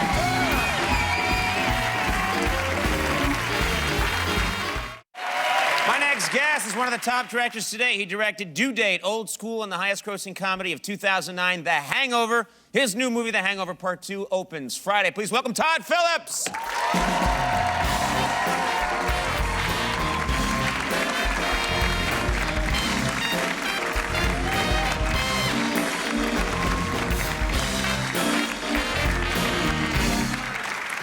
Hi. Good to see you, Todd. Good to see you, too. You know, yeah. I'm sorry to interrupt, but they were doing my mic backstage, and I really just caught the end of that joke. Do you mind repeating it? Is that okay? Yeah, start that again, would you, Norm? Something about a Swedish. Yeah, there was a Swedish German guy named Andy Richter, and you guys were at a party together. We were at a party, man. Remember? We were. It was, are we allowed to even mention whose party it was? Because it's, Oh, Jay Leno's. No. It's actually not true. It was... He would not have a party, don't trust me. That's good. He would not have a party. No, we were at Jimmy Kimmel's house, and it was a party for Howard Stern. Nice, yeah. Yeah. Yeah. It was the first party I've been to in like 12 years. But it was fun seeing Todd, man. The Hangover was awesome. I hope the second one's... Yeah. Like my son was like, I don't know how they can do it again. You realize you're not going to get to any of your things that you're here to talk about. It's pretty much over now. That's okay. No, don't apologize. This is what happens when Norm comes But to town. honest to God, The Hangover was one of the funniest movies I've ever seen in my life. Yeah. Well, The Hangover 2 is going to be even better. I hope, yeah.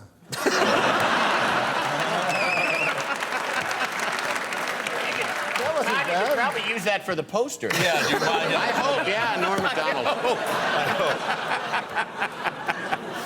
I saw the movie, thought it was very funny. Oh, thank you. And we had Zach. Yes. Well, I get to see things that some of us get to see things a little early there, pal. Yeah. You know, you're just an old lump of coal that likes S&M. I'm a guy. I have to wait like all you guys for May the 26th. Is that the right date? you want to go to the Swedes and see No, what no. They've filed out. They're not even putting up numbers now. Yeah. We had Zach Galifianakis here yesterday. Very funny guy, obviously, and you guys do great work together. We do. Is he one of those people that will? Because he's very reserved when you just talk to him backstage. Yeah. He's kind of a quiet. Comes off across as a little shy. He is. And you know. and does he do anything that you ask him to do, or does it take work to get him? No. I mean, any director, you know, you have different techniques with each actor that you work with, and you know, Zach, it's just a different sort of thing to bring him out of his shell and get him to do stuff. Like even on the first Hangover, you know, he had to be naked from the waist down in that scene when he went to the bathroom with the tiger, and Zach just was adamant that he didn't want to do it. So how did you get him to do it? Basically, I called him a pussy and told him Will Ferrell would do it. That works. That works for a guy like Zach. It wouldn't really work with Robert Downey Jr., but for Zach it works, and or sometimes you just bring him a box of donuts. Right. Very simple. Get him to do what you want. Now, what about... It's a what, box of donuts. Take off your pants. Your pants.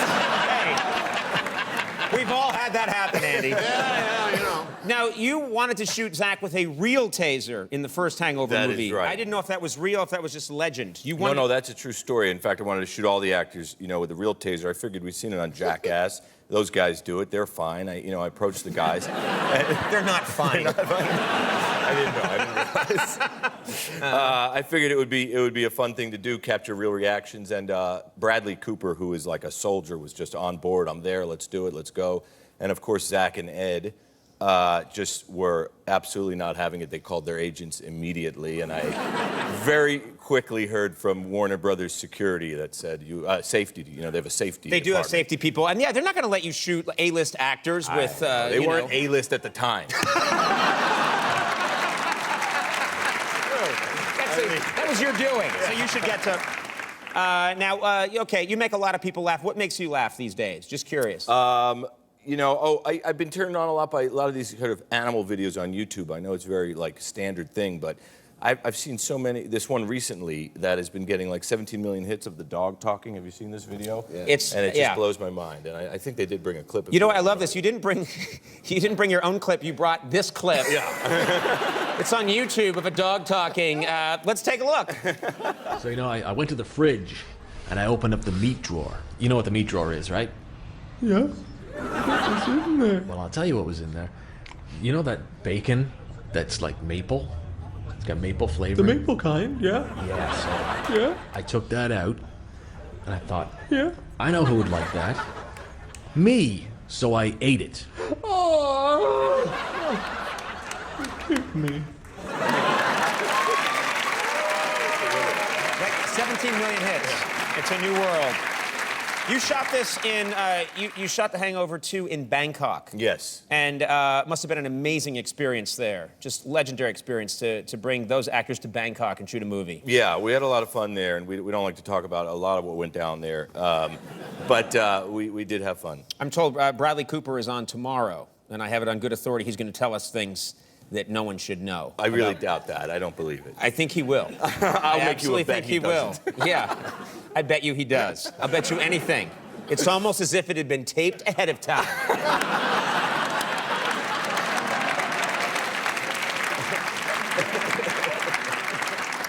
The Hangover Part 2. We have a clip here. Anything you'd like to tell us about this? This is actually a clip of something you made, not took from YouTube. Okay. This is Mr. Chow. Ken Jeong shows up in the movie, and I think the clip we're about to show is them in a car chase. They're being chased by these gangsters, and Mr. Chow is driving. Let's take a look at this clip from The Hangover 2.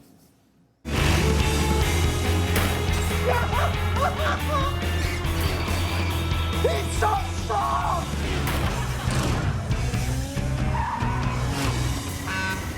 Look out! Oh, tight squeeze! I got him! I got him! Hold out, Chow! Hold on! Dead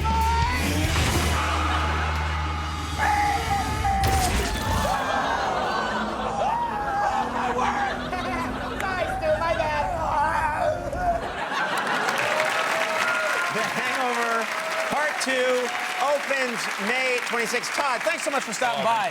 Congratulations. Todd Phillips, we'll be right back. The Joy Formidable. You know what I said? All right, everybody, we're back. Settle down. I know it's exciting. My next guests are from, it's North Wales, right? Yes, North Wales. And they're here tonight with a song from their critically acclaimed debut album, The Big Roar. Please welcome The Joy Formidable. Colors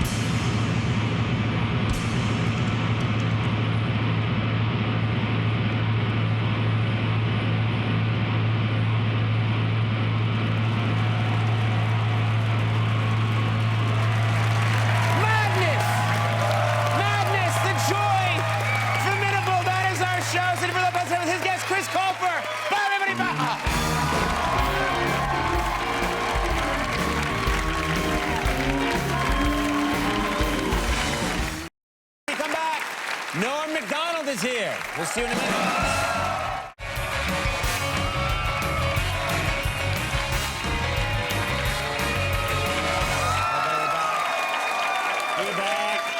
We're back. My first guest was, of course, a cast member on Saturday Night Live. He's also appeared in numerous films, including Dirty Work and Billy Madison. Please welcome our old chum, Norm Macdonald.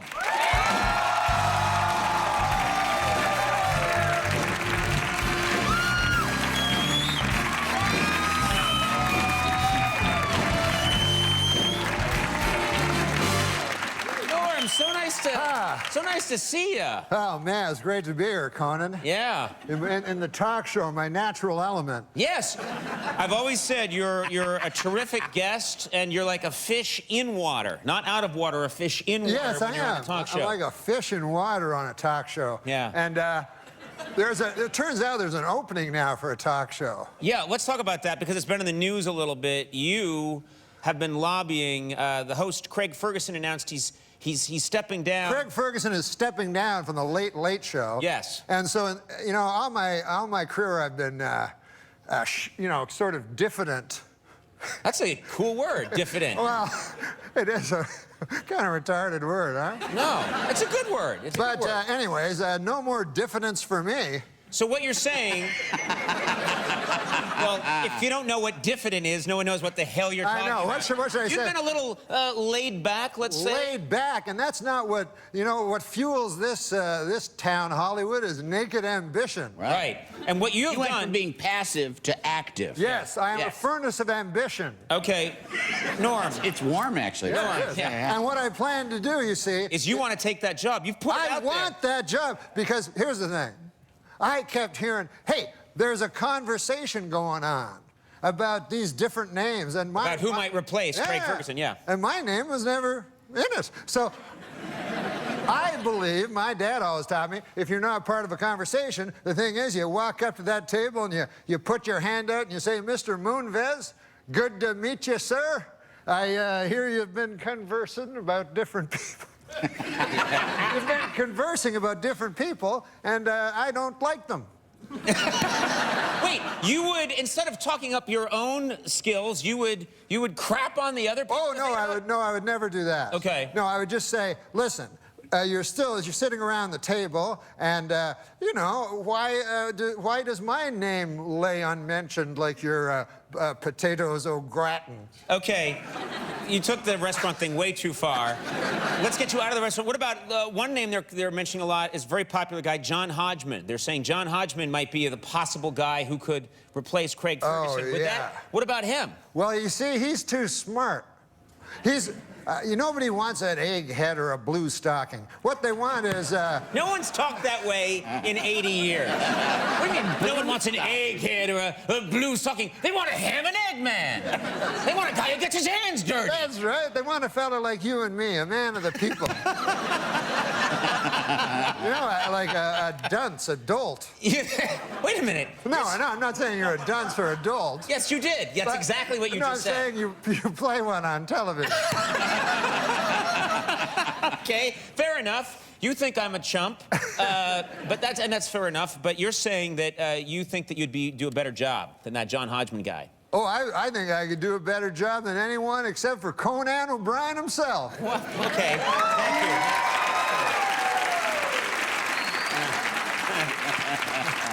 You've known me 25 years. I know you hate me. And you call me Conan O'Brien. I know. Yeehaw, he's up now yonder, I tell you. Way past that ridge. No, as I said, I know you hate being called Conan. No, I'm fine with it. But aren't they, right now they're looking for diversity in hosts, you know? That's me. What are you talking about? How are you diverse? I'm 3/4 gypsy. Oh, and you are not. I swear to God, my mom, who's in the audience, full-blooded gypsy, and my father, he's half Scottish and half gypsy. Gypsy Jack MacDonald. That's true. How come you can't even say your own last name correctly? You're not MacDonald. Gypsy. We lived on the edge of town. Sure. And what we would do is me, my mom, and Gypsy Jack MacDonald. We'd travel from town to town, and we'd go to old ladies' houses and tell them there was something wrong with their roof. And was there something wrong with the roof? Oh, no. We were dirty gypsies. All right, shut up. You can't say that. You can't say that. You're going to get mail No, now. I know, except I don't think that they even exist. What? Well, I think... What are you talking about? I think that I'm a gypsy, for God's sake. I can say it. I can say the G word. All right. You're fine. You're fine. Now, do you think... Let me say this. I know this job looks easy. It does look easy. But do you think you have... I mean, this job, it looks hard. Oh. This job looks easy. Okay, well, I know it looks easy, yes. But do you really think you've got the chops? I'm going to use the phrase chops. Sure. Do you think you got the chops to be a talk show host? Oh, yes. Because there's a lot of things you have to be able to do. You don't just sit here and guffaw. Granted, that's 98% of it. Do you have the chops to do it? No, I've been studying it like a Jesuit. All right. You just used the J word. And I believe I could do it in 1 minute. You think, Norm MacDonald, that in 1 minute you can display all of the talk show skills? 1 minute, that's all I need. If I could only have I think we want to see this, don't we? Let's do it. He's got 1 minute.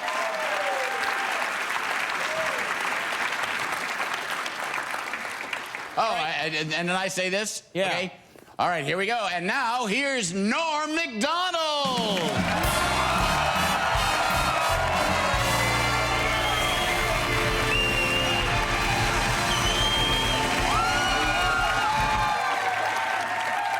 Thank you very much, ladies and gentlemen. You're familiar with the model Kate Upton? Well, apparently, she told the London Sun that life would be easier if she had small breasts. You know, I suppose that's true if by easier, she means harder. We have a great show!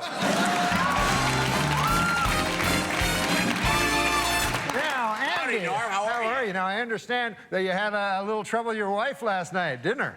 Well, yeah, you know, she's a sassy Yeah, gal, and and she's Well, let's get to our first all guest. right. Please welcome comedy legend Fred Willard. Hey,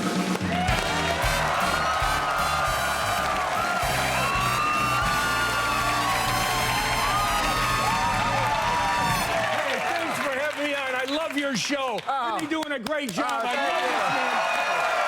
Wow, I understand, Fred, you brought a clip. I did. Let's see, let's take a show. look. Sure. Yeah, that was.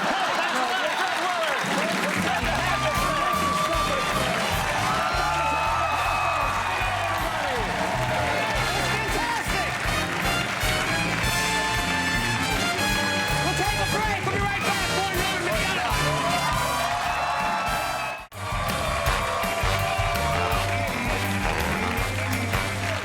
We're back with Norm MacDonald. I thought you did an amazing job back there. Oh, it's easier than it looks. No, but listen, guys, do you want me to be the host or not?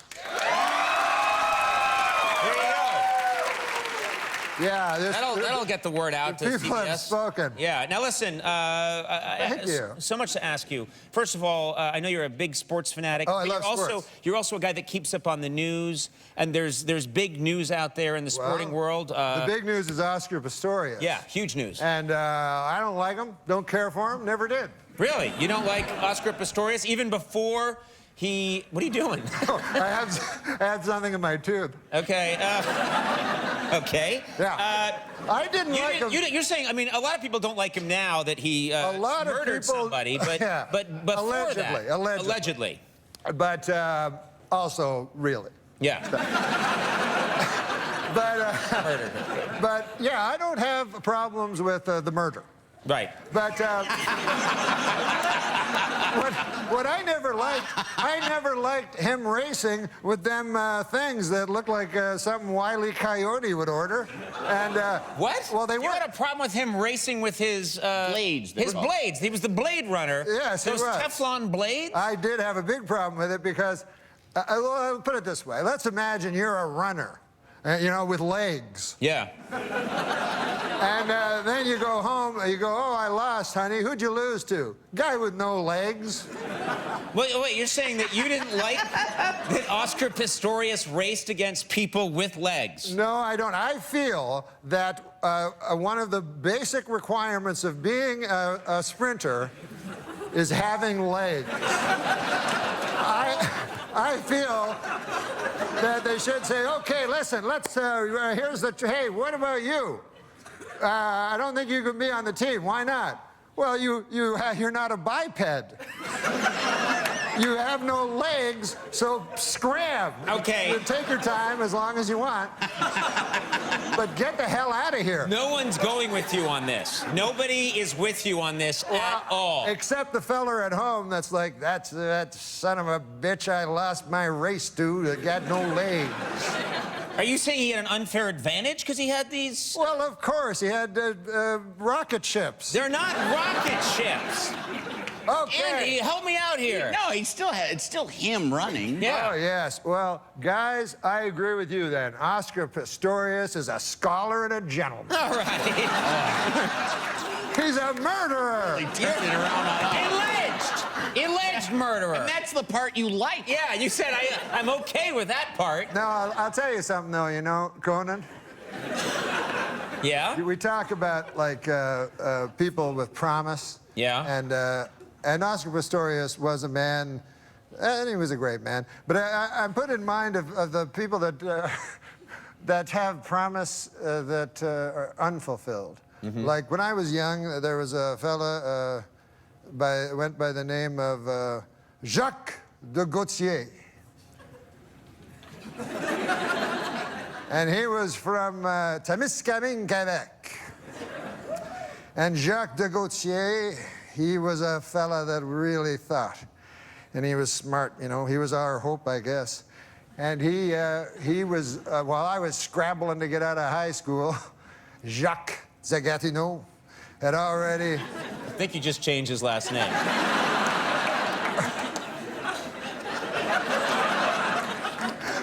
Well, you know, a man grows.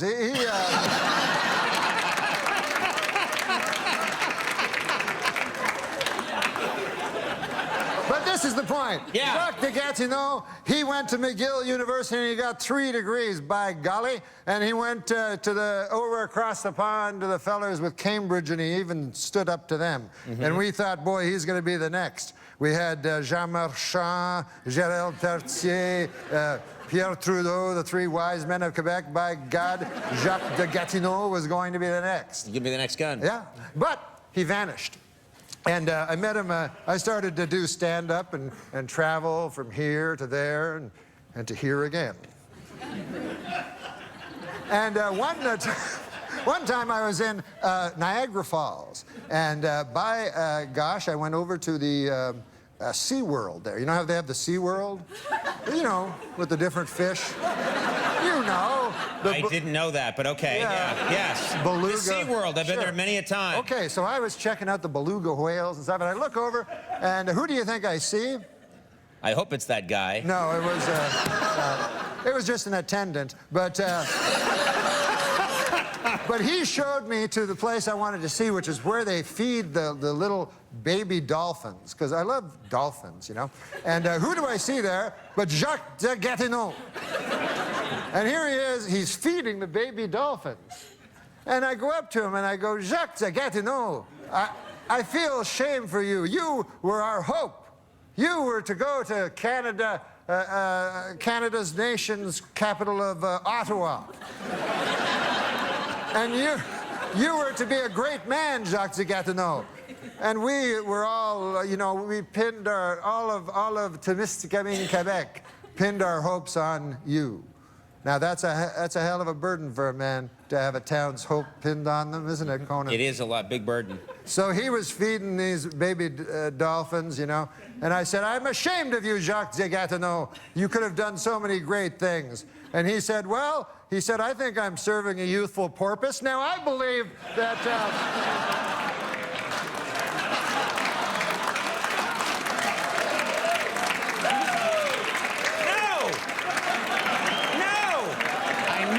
going to happen. I knew that was You going to happen. don't encourage that. It's like That was a 40-minute story. it's like somebody. Youthful poipus? Youthful purpose. Yes. Not poipus. I don't know. Good God. I know. That was way out of line. No, that was way out. Who are Like you to somebody criticize Oscar Pistorius? It's like somebody saying, I got to show you something. They take you on a 4-mile hike to show you a dog turd. Look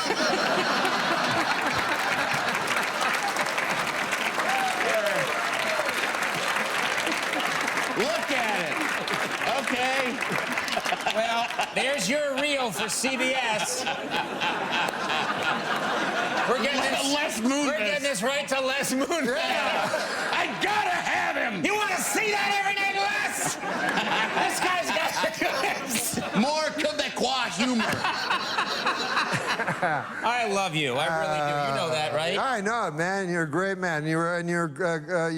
I've never said this, but you've done so many benefits for me for the gypsies. And Gotta get the word out about werewolves. Yeah. Yeah. You're done now, right? I'm finished.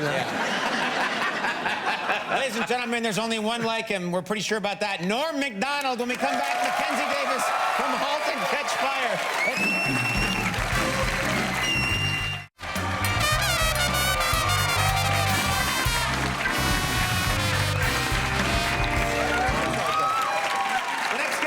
Gentlemen is a beautiful and talented actress who stars on the new AMC series Halt and Catch Fire, which premieres Sunday, June 1st. Please welcome Mackenzie Davis.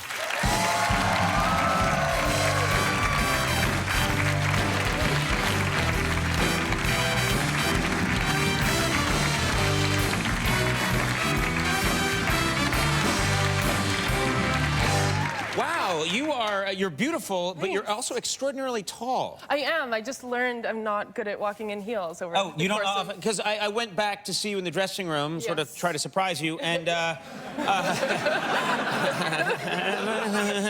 creepy. My little camera. No, but I went in to see you, and I was quite. Yeah, the ladies never see it, but I jumped in, and I was shocked at how tall you are. I didn't realize you were this tall. Well, I'm very tall to begin with, but yeah, I have unusually high heels on as well. Does it make you at all? Because some women who are tall get a little self-conscious around guys. They feel like who are smaller, they have to crouch and slouch to make them feel more comfortable. Is that? I think that my natural posture is something closer to a Mr. Burns, and that I have to fight. You're like on The Simpsons. You're like one of these. Yes, I've seen candid photos of me, Right. just the beautiful line of his back. So I have to really. But tell me you don't do that with your fingers and go, Simpson, eh? You know. No, I don't laugh or tent them like that. Right. But my hands are always in something like this of a position. That's so. very attractive. Yeah. You did. You did. Raptor. Yeah. You did. This fella wrote many of them Simpsons. I know. I'm sort of in love. Oh.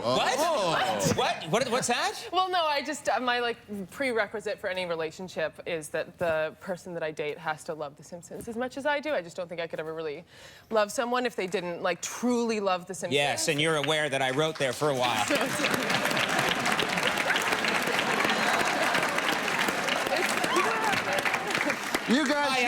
You guys should get married and go on a honeymoon too.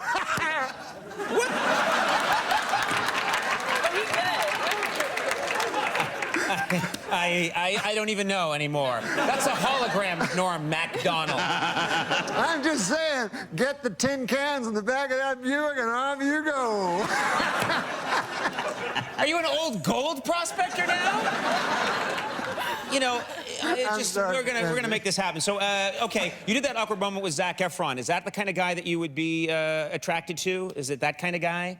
Zach's too pretty to exist. Yes, in the real that's what I world. think. Yeah. Yes. I feel yes. like even I like a guy with physical flaws. I like a bit of an woman. ugly man, you know, somebody who doesn't. You don't like an ugly guy. Well, I like somebody with character. Oh, I don't know how to phrase this. Yeah.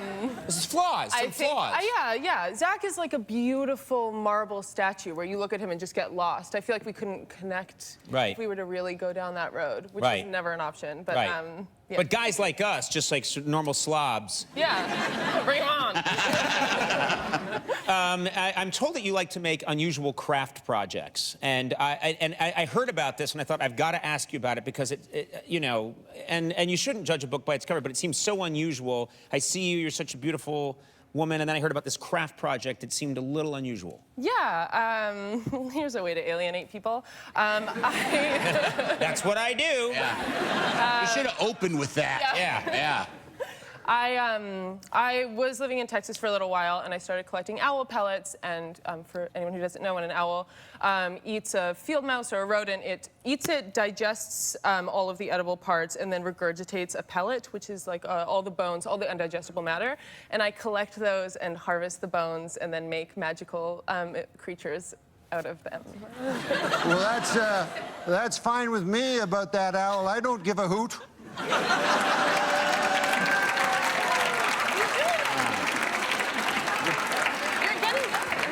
Yeah. I don't think you should. I think be you should on a host talk show. Yeah. You should be writing liquor store greeting cards. Well, wait a minute. Let's get back to what you really do. This. What would make you think of this in the first place? You saw an owl pellet. You took it apart and you extract the bones and then you make art out of it? Yeah. So you're like a serial killer. That's probably on an FBI profile list somewhere. I found some roadkill on the side of the road one day and was looking up how to dissolve the meat in the way that would be like least odious to my landlord and neighbors. And I discovered that was also one of the early indicators of Jeffrey Dahmer's psychopathy. So it is a serial killer. Yeah, I was gonna. I love that she rents. I know. You're doing this in a rental. Yeah. I didn't do it. Here's number one rule for being a serial killer: don't rent. You gotta own the basement. You gotta own the crawl You gotta space. work your way up to that. Okay. Hey, let me ask you this. Did you ever toss a prostitute off a bridge? What's the price on?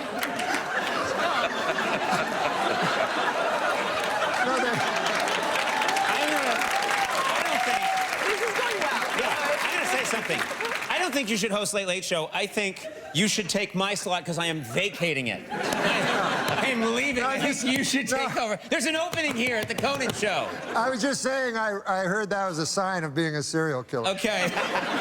You're the worst guy I've ever met. And I mean that in a nice way. All right, there's no way to, good God. Halt and Catch Fire. There's no way to transition, but we have a clip here from Halt and Catch Fire. Yeah. And we're just going to soldier on here. Tell us a little bit about your role. I play Cameron Howe. She's sort of an outsider punk prodigy programmer. And should I set up the clip? Sure. Okay. She is being scouted by Joe McMillan, who's played by Lee Pace, to sort of come and work for a company that he's setting up. Right. And you two have a past. No, we have a future. Wow. Let's take a look at this clip from Halt and Catch Fire. You know I screwed him, right? Let's be adult about this. Cough talking down to me, don't you? Look, there are 1,000 other engineers we can get, preferably one you haven't bedded down with. Who are you again? I'm the guy who figured out the boot code in 4 days. What have you done? You heard him. 1,000 other engineers. No. You need me, otherwise you wouldn't be here. What do you want? I want you to go dangle your little opportunity in someone else's face. Don't ever talk to me that way.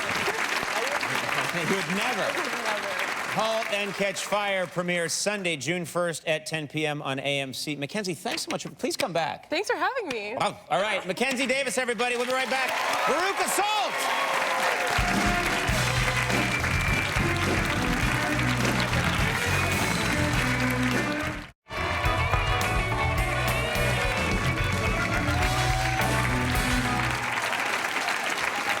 Ladies and gentlemen, tonight my next guests are performing together for the first time in 18 years. And on June 22nd, they'll kick off a summer tour in Portland, Oregon. To see an exclusive performance of their new song, The Museum of Broken Relationships, head over to teamcoco.com/music, where you can also find a link to a free download. Ladies and gentlemen, please welcome Veruca Salt!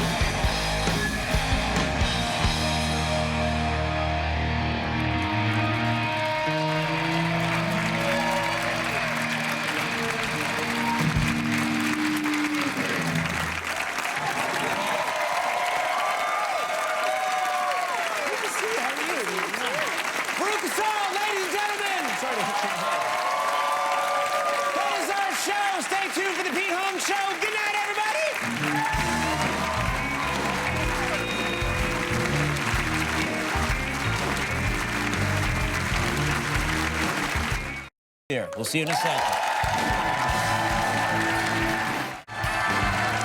Everybody, we're back. My first guest tonight is, of course, an actor and a comedian who has just written this new memoir entitled Based on a True Story, which is now on the New York Times bestseller list. Please welcome one of our oldest friends, Norm Macdonald. Let's get him out here.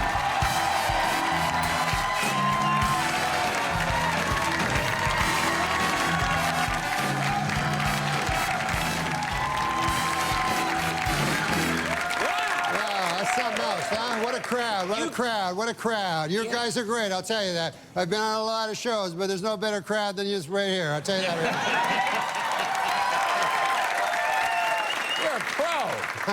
You're a pro. You came out here, you lit this crowd up. I'm just telling the truth. You're a truth teller. You got your book there? Oh, yeah. Let me read some of it. You don't have to do you don't have to do that. That's rich. Look, I'll tell you something. Yeah, what's up, pal? This is not a memoir. It says my memoir on it. Oh, yeah, well, I thought this was a memoir. I thought this was... No, it only says a memoir on it, but it's a novel. I don't know, so I was angry when it was in the nonfiction. Yeah. Because it's a memoir. It says a memoir. It doesn't mean anything. Right. It's like if you bought Grapes of Wrath. You're like, hey, there's no grapes. Yeah. Or you put it in the grape section. That's smart. Yeah. Then everybody will find Grapes of Wrath. Yeah. People that like grapes. Okay, listen. Norm, settle down. Have I made my point? You made your point. If this was a memoir, if this were a memoir, yeah, I would put juicy things from my own life. Right, right. Like what kind of things would you put in there that nobody knows? Well, I guess the biggest thing that nobody knows about me is I'm a deeply closeted gay man. What? I mean, that's, you're a gay man? I'm not gay. I said I'm deeply closeted. I'm as straight as an arrow. So you're a gay man who won't admit it? No. Do you know what deeply closeted means? Yeah. It means a man who will not acknowledge that he's gay. Yes. So I'm telling you, I'm not gay. I got a wife. You got a wife? I just got married because I thought, go through that charade, keep appearances up. Oh, yeah. That's the kind of thing you'd tell if this were a memoir. If this were a memoir. Right. If this were a memoir, I would tell about my wife. What a battle axe. Battle axe? I mean, no one's called their wife a battle axe since 1945. Listen, come. How do you feel about a woman? She's supposed to be my life partner. I look in the mirror the other day and I says to her, honey, I look in the mirror and all I see is a fat, ugly old man. And I need you to give me a compliment. She says, all right then. Your eyesight is damn near perfect. I said, you dirty dog.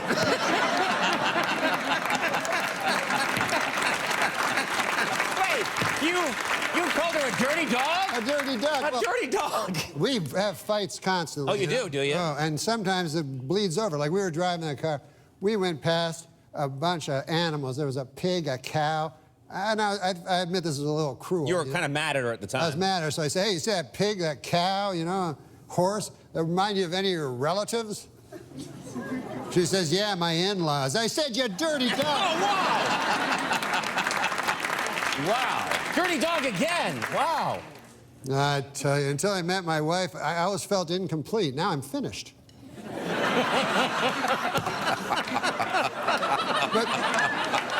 I will say this. What is going on? I will say this. What is this going? What is going on? I will say this. This is a 1935 radio show. Penny Youngman, ladies and gentlemen. Okay. What's that you say there, Norm? Let me see. Norm, what's that you say? Tell us more, Norm. We're going to take a break for Chesterfield Figurettes. Well, let me say something more modern and stylish then. Okay. My wife went into a coma. Oh, sorry to hear that. And the doctor said to me, you won't hear this from any 1935 comic. He says to me, there's one way to wake her up, but it's a little unconventional. You go in there and you have oral sex with her. I said, by God. He says, I've seen it work. I said, well, I'm willing to try. So I go in there, I'm in there about 5 minutes, and I come out, I said, Doc, she's choking.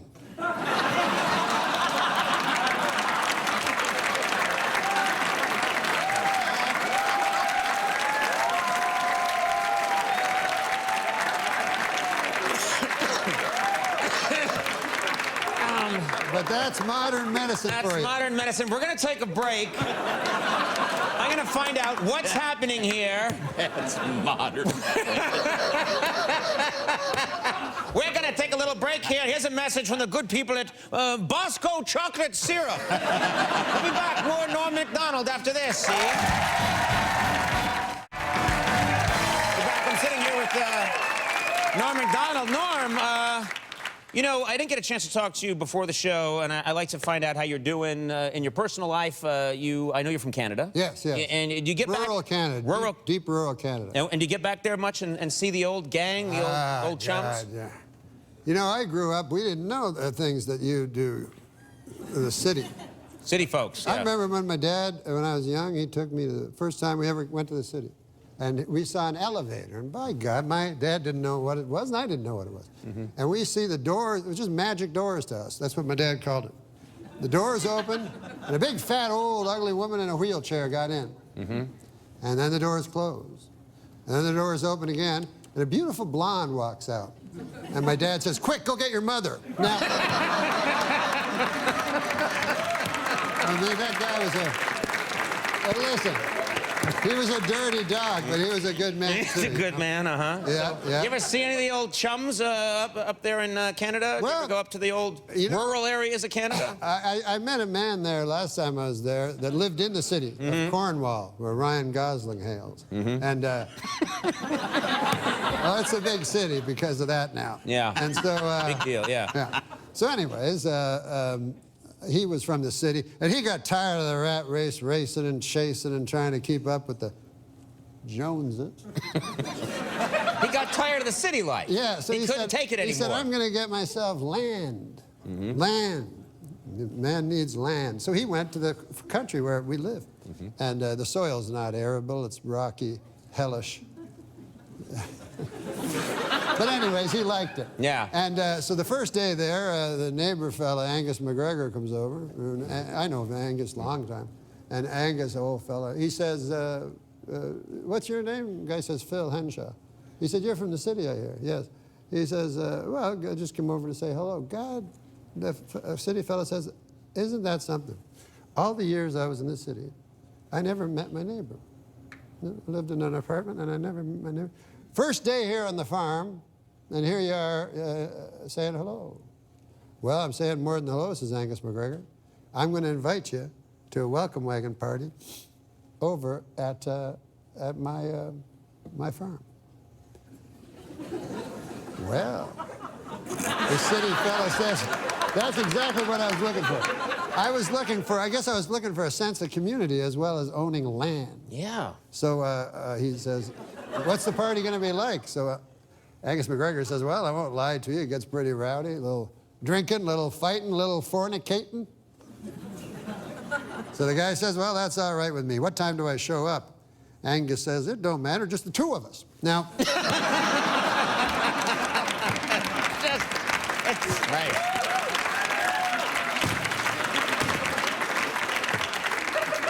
Now, you almost broke a Pulitzer Prize nominated book. Yes, one nominated for a Pulitzer Prize. Is this true that you met? Oh God. That I met Donald Trump. Well, I was just going to tell you because I was reminded by my book that I like self-help books, and I felt. I got a copy here. You don't have to keep waving that thing around. I felt that I was not affectionate enough in my real life, and I guess it was because my father. We shook hands, and that's how we expressed our terms of endearment. And that's the way it was on the North 40. But I said now in the city, and as a more evolved person, no, you know, I'll never call myself a cosmopolite because I don't know what it means. But I will say this. I wanted to get a book just to teach myself how to be affectionate, and I didn't know if they had it, but I found one in a bookstore. It was called How to Hug. How to Hug. It's nice. And I got it, and by God, I was disappointed. It turned out It was volume 5 of the Oxford English Dictionary. How to hug.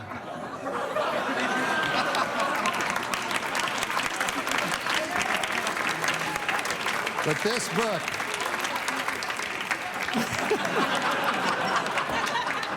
It's fantastic. yeah, we don't need 2 books. We really don't. Now, you met Trump recently, is that I right? met Donald Trump at a Is this a true story? Yes. Or is this one of your, he has a farm and a goat comes by? Because I'm not putting up with that shit. This,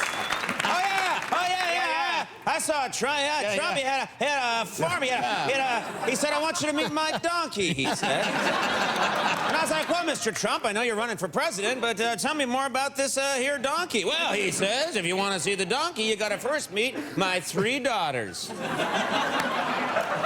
Now, the first one's shy, the second one's sexy, and the third one has 1 leg. I'm making all of this up. I know. But this is exactly what you do. But the ending, I never tell that type of joke, because that's that kind of a joke that we shouldn't be telling. You're right. I apologize. But I will say, no, I did meet Trump. No, this is true. You met an Trump. absolutely true story. I was on another talk show, not a competing talk show, because talk shows don't compete. Hey, anymore. and I think no show competes with this one. No, sir.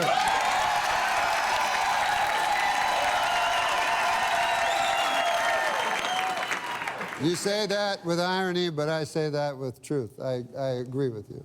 You've been on the air 23 years. Yeah. My God, Mr. Carson. 7 years shy of Carson himself. Can you imagine? Carson Daly. Carson Daly. Carson Daly's been on 45 years. But look at this man compared to Johnny Carson at the time. You know, look at Johnny Carson. Get a picture of him 7 years before he retired. Long white hair, white beard. He didn't have a white beard. Johnny always looked fantastic. Well, have I ever done my Johnny Carson impression for you? No, you haven't. And I'm sure this young audience would love to see it.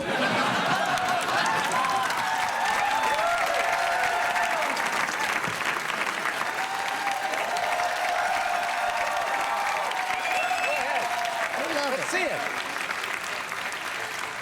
This is, you can play along. You can be the 911 operator. This is Johnny Carson when he was having his heart attack. He actually phoned 911. People don't know this. He phoned 911 himself. He's a very brave man.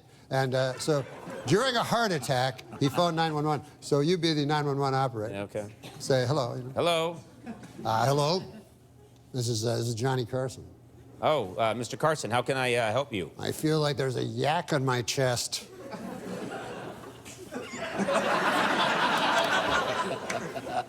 Well, sir, I'm going to hang up on you now. That's a good Johnny, but times have changed. I know. Now listen. I shouldn't say stuff like that. Mr. Trump, you met Trump? I didn't meet Trump. I guess I feel as a closeted gay man living in a deeply, like a sham of a marriage, I have the right to say more, but I guess I don't. Mr. Trump, this is a true story. Yes, we were on a talk show, not as good as your talk show. He was on first. I was on second. There was only 3 minutes between. He stepped out. Secret Service was everywhere. He knows me. I've met him. And I said, Mr. Trump, can I get a picture? He goes, you're funny. I love you. I'll take a picture with you in a minute. And then he turned around and he walked down with the Secret Service guy and got in an elevator. And, I love that. Yeah, it was like a Buster Keaton film or something. Like, it was just so funny to me. All right, well, we are completely out of time. What Jeff, about He wants to show his Sully movie. All right, we're going to do it. I don't care. It's Norman, we're going to do it. We can cut other stuff. No, we're not cutting anything. I mean, we can't afford that. Cut my stuff. No. Now, this is important to you. Yes, it's very important. The film Sully came out. It was a great movie, a fantastic with Tom Hanks, movie. I people loved love it. Oh, my God. So I'm so happy because I have a companion piece to that movie because the whole story was not told. You know, Clint Eastwood did a fine job. I did a fine job. Who knows who did a better job? It doesn't matter. But you have a competing Sully movie. Not a companion. So when it finally comes on Netflix, it will say, you know, the Sully Sullenberger movie. You watch the Sully. You watch that, and then it'll say, if you like that movie, Conan. Yeah. Conan. Just Conan. I know, sorry. I'm sorry. I know you hate that. No. If you like that movie, Conan, you will love Sully Sullenberger, airport pilot, which I did. So you do your version, and you shot this. Yes. And it's just right. You play Sully Sullenberger in your movie. I play Sully Sullenberger. Tom Hanks plays him in the other movie. Who's to say who's better? It's an age-old debate. The point is this. You watch them together, you get the whole story. Because I watched Sully. It's him landing on the Hudson and then what happened after. And what does yours cover? Mine covers what he does before. It's called Sully Sullenberger, airport pilot. This is before he lands on the Hudson? Before he lands like on the Hudson. a year or two before? Yeah. It's a prequel. Yeah. All right, let's take a look at Sully Sullenberger. I play Sully. Yeah.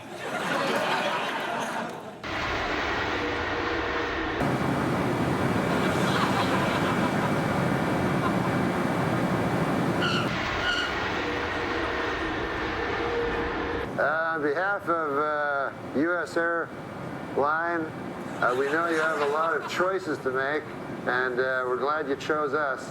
Have fun in Kansas City, everybody.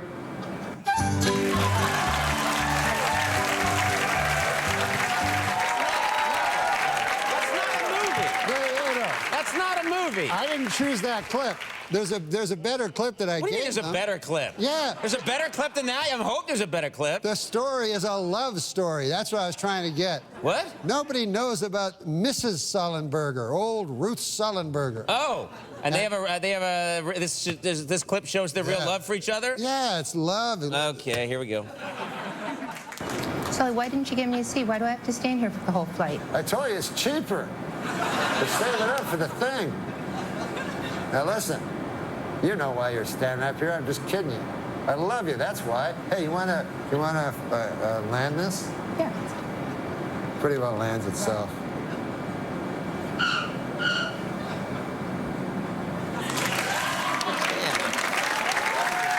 I loved you at the end. Okay. Oh, that girl will be so happy. Yeah. I got her. I found her at your show. Yeah, I'm sure you did. I discovered her at your, at your program in New York. Yeah. And I cast her, and she's going to be so happy. She'll be very happy. She'll make tens of dollars off that. Okay, based on a true story, a memoir is available now. Season 3 of Norm Macdonald Live can be found at youtube.com/Norm Macdonald. I've missed you, fellas. I'll tell you that. Or Amazon Prime. Norm, would you? It's just, I never know what's going to happen, and you're truly one of the most delightful, odd people I've ever met. Well, I love you. Norm Macdonald, I love him. We'll be right back. Kiki Palmer from Scream Queens. All right, everybody, we're back.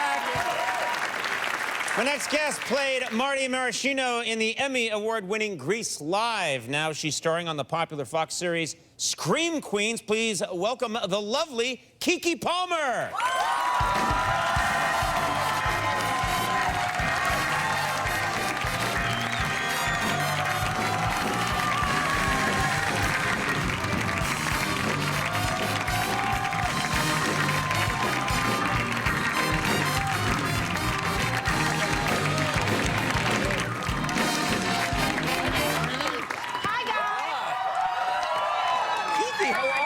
First of all, I'm so glad to be here with you. It's been some time. I know it's been some time. Since Tequila and the B-Day. I know, but it's been so nice to have you on, and I'm loving that you're rocking the red hair. I tried to get a little bit of your swag. Yeah. Mine is, of course, not a human color. Yeah. But I'm trying to get on that red hair swag. Yeah. Well, is red hair, I mean, do you feel different as a redhead? Yes, I feel very bold. You know. You do? I do. I feel like red is such a very, like, kind of jarring kind of color, so to imagine it on my head, it's like, what's up, it's your girl Keeks. Yeah. Well, that's nice, because I've always thought that maybe it wasn't sexy, you know? Oh, no. I mean, it's very sexy on you, but I've never thought that women are like, oh, I gotta get me a redheaded guy. Oh, I love me a redhead, but when they don't have freckles, I start to get a little bit like, did you do this? Or right. Is this naturally you? See, okay. I got the freckles, you yeah. got the freckles to prove I've got them all over. More on that later. Yeah, and so you're feeling good about it. You're feeling good about this change. It's a really good, fun change. Yeah. All right, now we got to talk about something. You posted a dance move recently that I wanted to ask you about because I was intrigued by this. You can actually, it appears like you have like a superpower. And I wanted to ask you about it. Let's just take a look at this dance move and then you can describe what's happening here. How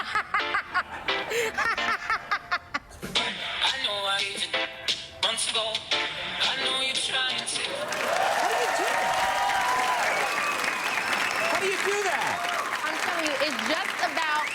No. It's what? It's what? It's just about the gluteus maximus isolation. Isolating. You just gotta isolate each butt cheek, and it's not as. I mean, it's not. I wish I could. Yeah, well, you could do whatever you want to do. We have no problem. I feel crazy right now. Sorry, Mom, that I'm doing this. All right, let's do it. So it's just a little. Wait, can you teach Conan how to do this?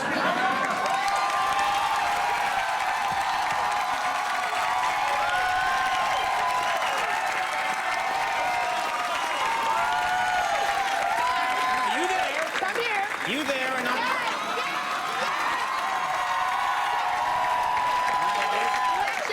Relax yourself. Okay, and you're just gonna do a little booty isolation. It's gonna go one cheek, other cheek. I can't, I have no ass what to speak of. I have nothing here. There's nothing here. Literally just think I have no nerve endings down here. I have nothing.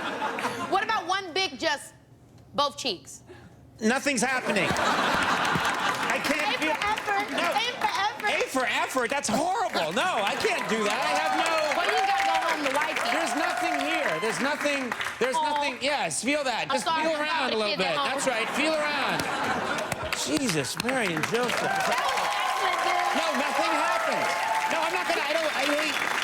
No, he's pretty off the charts I hate for that. high-fiving my own humiliation. It's just the worst. But I honestly don't understand how you do that. That's amazing. You just isolate it. You know, I learned this from a lot of I sessions. can do this. I've done this on the show a lot. I do that all the time. That's pretty good. I just keep on putting my eyebrows up. Yeah. Mine isn't that cool. Well, see, everybody got their tricks. Yeah. No, that's literally all I've got right there. And you're funny. You're pretty hilarious. I got this. Now let's talk about... I will say Kiki does not need tricks because I've never seen as breathtaking a girl in my life. And her smile is so genuine. It's unbelievable. Why are you doing this to me? Oh, no, that's just... I'm sorry. I wish you could have seen the look Norm gave me as you were hugging him. He was like... You did. Why you put my He did that, and then you hugged him, and he looked at me like, it works. You're a creep. You're an old codger, you are. I'm a fat old man. But No. You are a rapscallion, you are. I may be a scapegrace, but in this case, I'm absolutely genuine. I don't mean every word of what I said is true. Thank you. This is a little bit like when Donahue met Marlowe. You guys. He said, you guys. Here we go. Even I don't get that one. Hold on. You're hilarious. You guys go way back. Yes, we go way back to Drew Jackson VP. Yes, I did a guest work on her old show. Yeah. That's right. That is so awesome. Yeah. How have you been? I've been good.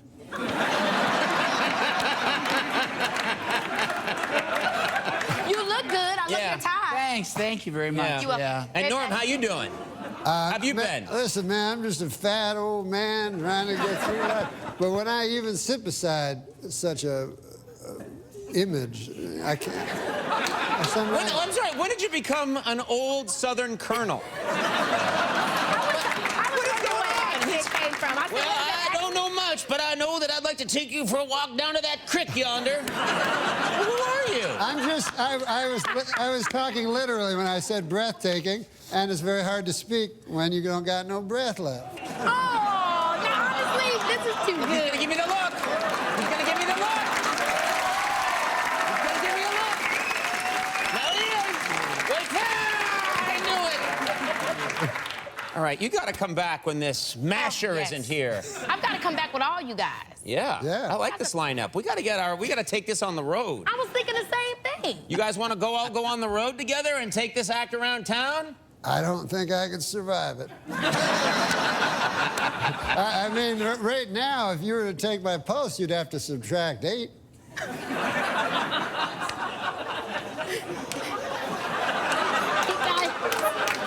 so Scream Queens airs Tuesdays at 9 on Fox. Yes. And look for Kiki's new book out. Yes. I hope I'm in it. We can work it out. It's coming out in January. Yes. You got to get me in there fast. January 2017. Look for the Conan is Hot chapter. Kiki Palmer, thank you so much.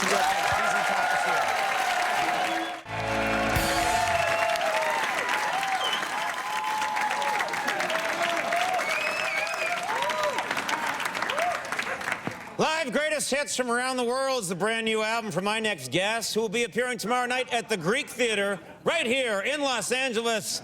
Let's give it up for ZZ Top!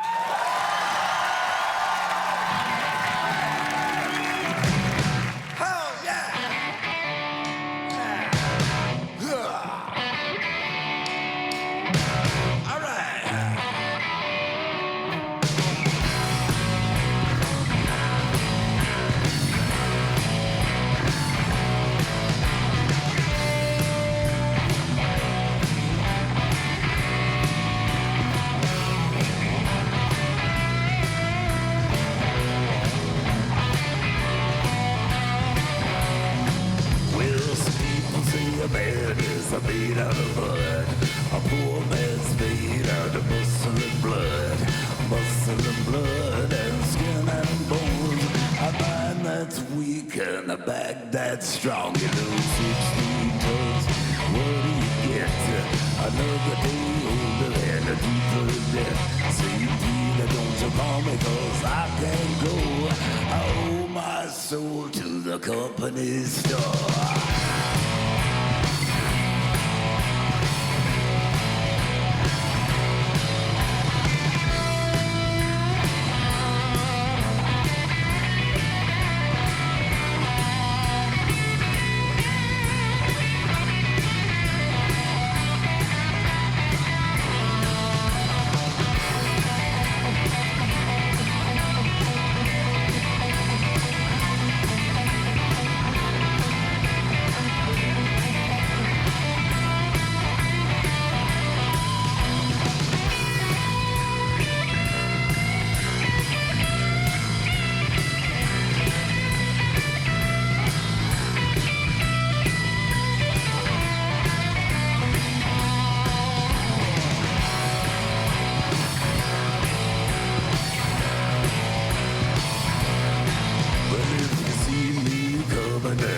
Step aside. A lot of men did and a lot of men died. One fist of iron and the other of steel. If the right don't get you, then the left one will. You know, 16 tons, what do you get? Another day older and a deeper debt. Say, Peter, don't you call me, 'cause I can't go. I owe my soul to the company store.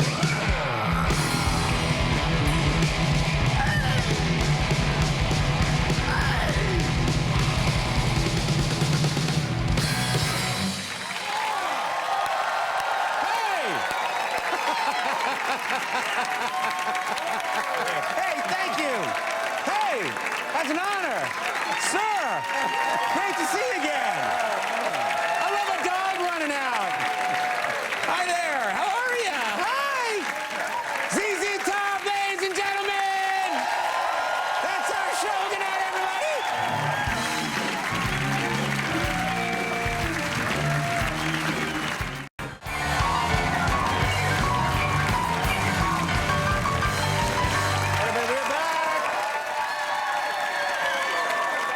My guests tonight are comedy superstars who are doing stand-up together in their Here Comes the Funny tour. Please welcome Adam Sandler, David Spade, Nick Swardson, Norm Macdonald, and Rob Schneider.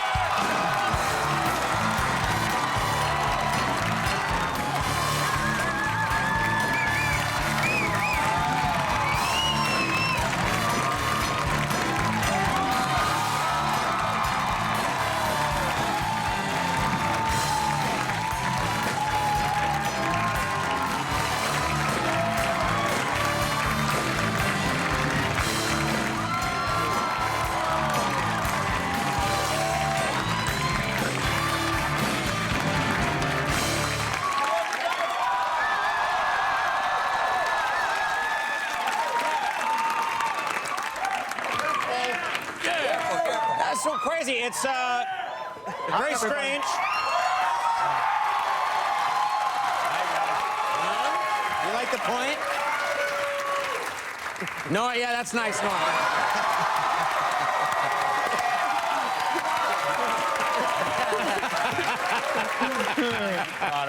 The Norm and Friends tour. Yeah, this is interesting. This is the most comedians I've ever had on at one time. Yeah. Not sure how this is going to work, but we're going to get through it. We're going to get through it, see? Yeah, sure. Now, first of all, Adam, I got to talk to you. You've been working with all these guys. You've been working with Norm probably... You've been working for him with him for a long time. Yeah, right? we all have been. We all know each other as long, forever. Me and Spade and Schneider used to live all right across the street from each other since we're like 20 years old or something. Right. There you go. And Swartzen we don't know that well, but we got. But Normie, no, I think what he's bringing up was when me and Norm, when we did Billy Madison, I said I would tell. Yeah. The story. Yeah. So that's like the first time you guys worked together in a movie, right? Yeah. Movie. I mean, it was the first. That was our first movie. Hey, we're right here, guys. We're right here. Yeah. Yeah, so Norm and I did the movie, and Norm is, we didn't know each other's acting style. Yeah. Right. So me and Norm are best friends in the movie, and we're out at the pool. We're doing a pool scene. I'm Billy Madison, of course, so old Billy's gonna talk to you and Frank. I played Frank. You're gonna turn and clarify everything. I get nervous with Normie behind me. But so anyway, so I'm doing a scene with Norm at the pool, and I tell him, I say my line. I think I did it very well, and then I'm like, let me see how Norm, ping pongs this line back. and so there was a little bit of a delay, and I was like, old Norm likes to take his time. Yeah. And then maybe it's an acting technique, right? Maybe he's going deep for this. Yeah, right. And then I'm waiting a little longer, and I'm like, wow, he's really milking this one. And then a few more seconds, I noticed old Norm was sleeping.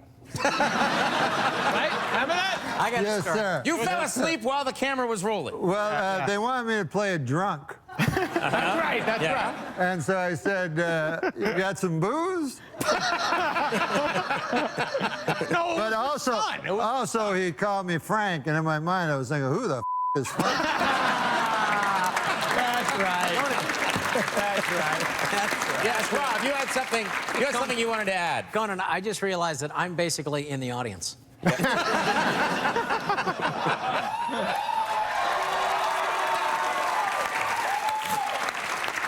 Now, David, let me ask you something. I understand that on this Here Comes the Funny tour, there's a group chat that you guys have engaged in. How's that going? Well, obviously we all just make fun of each other, and Rob got a good one in on Adam, because Adam is not off limits. He really pretends to be one of the guys. And he says, hey, I'm fair game. But Rob goes, hey, Adam, when you do the show, you should tape it, and then you see where the jokes don't work, and then take those jokes out of your act and put better ones in. He goes, that's what I do!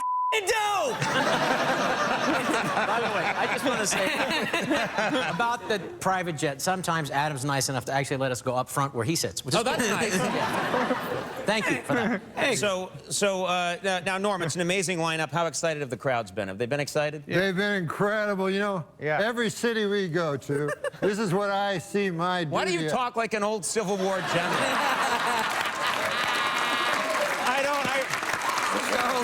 Why? We're gonna take that ridge, I tell you. We're gonna get on our horses, see, and go up that ridge. And we're gonna drive those Yankees all the way back to Boston. I just think a comedy engine that powerful takes some time to rev up. That's right, Eddie. Tell us about those crowds you've been seeing, Norm. Well, during the day, I hit the streets with a sandwich board and try to get people out. And I was in Denver, Colorado. Yeah. Denver, sure. And the guy says, you're doing a show here. I said, yeah, where? The big auditorium. He goes, how do you get to play the big auditorium? I said, I'll tell you, it's not just me. It's David Spade will be there, and Nick Swartzen, too. Well, by God, the fella said, from the Sandler movies, they're fantastic. I'd pay anything. It's just I don't have much money. I'm down on my luck. I says, I can get you tickets. I can get you tickets, sir. He goes, it'd be a dream of a lifetime. I said, well, if you think that's a dream, wait till you hear this. Adam Sandler will be there himself. My God, the guy said, I'll bring me and my wife too, is that all right? I said, sure, I'll get you 2 tickets. He says, what time's the show? I said, it's at 8 o'clock. I said, also, Rob Schneider's there. He said, 8 o'clock's not good, that's when the news is on. Let me just say, let me just say, I think it was a bathroom break in the middle of that joke. Yeah. Also, no, it's my job on tour. Let me just say this: is to introduce all these wonderful comics, he's a great and to make sure to find wherever Norm has run off to. Yeah. Now, Norm, you have a theory, apparently, that it's very famous for difficult people to bomb on It's stage. very famous for difficult people to bomb. What are you, on acid? Sorry, I'm channeling your old Bob Dole character. You've said it's very difficult for famous people to bomb. That's what I meant to say. You're actually more articulate when you're not reading off a blue card. I lost the will to live a long But you know what I just realized? You should be sitting in the background of every show on television, just spouting shit the whole time. David Spade and I have had a hell of a time. Well, he's been a good man to me, I'll tell you that. When we get home at night, we all get to this hotel, and then when we walk up, me and Norm are on the same floor, and then separate from Adam, and then we go up, and then Norm goes, hey, want to cruise in for a while? But I'm sort of the biggest puss in the tour. I always go to bed early. I go, nah, I'm going to crash and probably take a bath, just crash. He goes, you can take one here and we get some food. I'm like, no thanks, Cosby. I'm just going to sit. And he goes, nah, come on in. He goes, we'll order food, we'll have some fun, we'll talk, play games. I go, I wish a chick would ever do this in my life.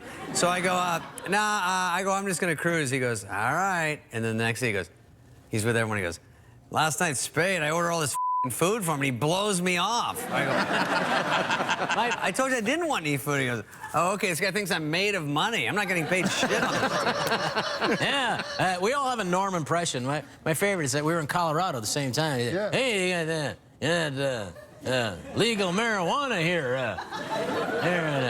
Yeah, it's not like California where you need like a marijuana license. You know, you gotta have a reason for medical marijuana, like Tuesdays make me sad. What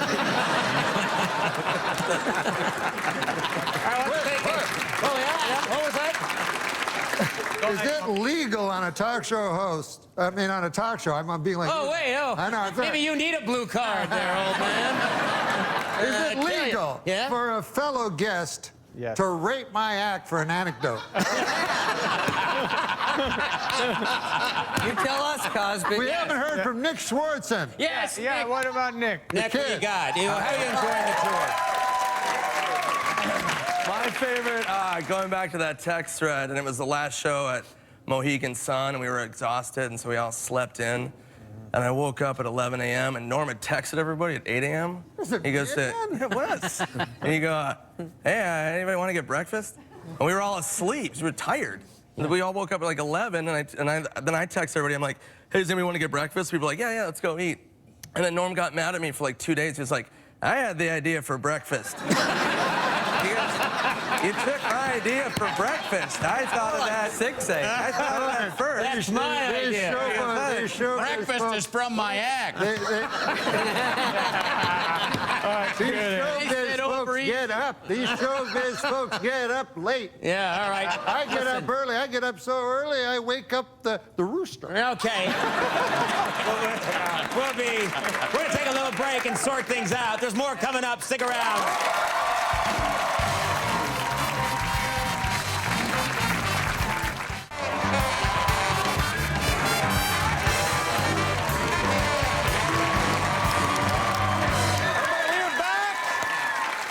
It's the Here Comes the Funny tour, right? Which starts December 2nd. Yes, we are on tour doing stand-up together.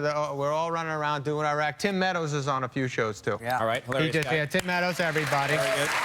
So, yeah, like December 2nd to the December 14th or something, we're running around the country doing the act. All right, I got a lot of questions here. Rob, do you like all the traveling? It's a ton of traveling. I like it. It is a lot. You know, you fall asleep sometimes on the plane. Sometimes these guys try to pull practical jokes. Nothing like waking up with Nick Swartzen's penis in your hair. Did that really happen?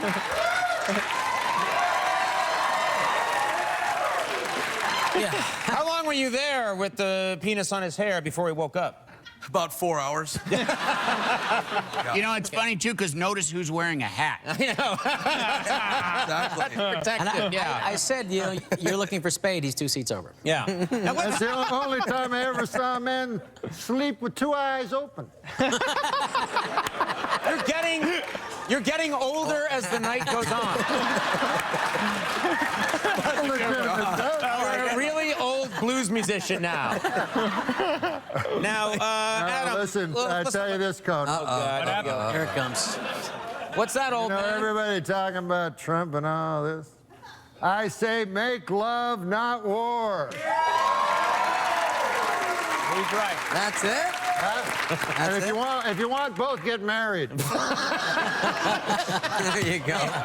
What an awful man. Now listen, It's very similar though when the Trump thing. Adam, let's talk about this. Adam, you love playing basketball. I know that. I've known you for a long time. You play with these guys. Nick, is Adam is he good? Is he a good basketball player? Okay. Adam is very good at basketball. He's very deceiving at basketball. But in all fairness, we don't play hard defense because we need to keep working. So if we hard foul Adam, everything's you know what I mean? Yeah. So we always you guys are very protective They about give it. me a foot or two back. Yeah, I know. But I gotta say, playing ball. So we do this tour. We fly to every city. We get there, and I'll say to everybody always when we get off the plane is always like, "Hey, what do you guys want to do?" And I always say, "Hey, you guys want to play basketball?" And every one of them pretends they're going to. Like, oh, where? And then I'm like, oh, the Pacers gave us their place where they play, and they're like, oh, I don't like it there. By the way, congrats on the new talk show. I'm very proud. Thank you. I've been waiting for that for 23 years. I'll tell you one thing. As you know, on your last show, I came out as a deeply closeted gay man. Yeah. And I'm not gay. But David, on one time, this is a true story, and Dave, you'll attest to this, bought me a beautiful leather jacket. Oh, that's right. Well out of my price range. Now, I'm no one to take charity.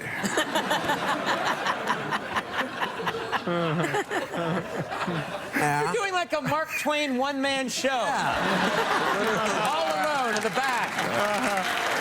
What do we got? I'm not one to take charity. I'm saying I sucked him off. Surprise ending. You're making me out to be Hal Holbrook over here.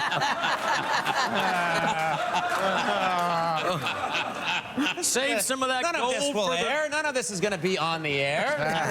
You're going to have to buy this on a cassette that'll be wrapped in brown paper. Lord. Now, Adam, in all seriousness, in all seriousness, I knew everybody. Nick least of all. But I've made great friends with Nick, and Adam is the most kind and generous man there is in Hollywood. You are too, Normie. And they've all been very kind to me, and I thank them. Well, Norm, you're awesome. We all love you, Norm. We all love you. Norm. And I just want to say, sometimes This is the part of the night, or it usually happens about this time, when the medication goes off. And it's just Can I say something? Sure. Yeah.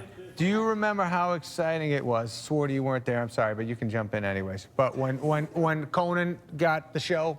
Oh, yeah. How great that was when we were all young boys at Saturday Night Live. we were all young Saturday Night Live guys And together, you were the man, and there was like a big deal, and they gave it to Coney. Everybody went to that. As a matter of fact, I remember the very night, because we were in Mohawk and we watched you, right? That's right. We were in Mohawk with Farley. Yeah, and Farley was there. Yeah. Farley, that night was the first night I ever met Farley. It was your first night on the show. We all sat around and watched you when we were cheering you on, buddy. And Farley, he took me. He never met me before in his life, you know. And he took me back he said, I got to tell you a secret about SNL. Oh, yeah. Took me all the way to the back in the Mohawk. Like the woods. This is the woods. No, within the Okay. The hotel, right? in the hotel, and he secreted me into this room, and he locked it, and he made sure it wasn't bugged and everything. He said, I got a secret to tell you. I was very, honored to have this. And then his secret was, he said, this doesn't go past these walls. Pat is a woman!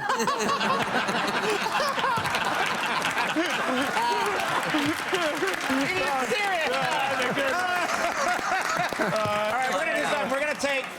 We're gonna take a break from this very strange show. Yeah. But you gotta stick around because when we come back, I have a strong feeling that Mr. Adam Sandler might play us a song.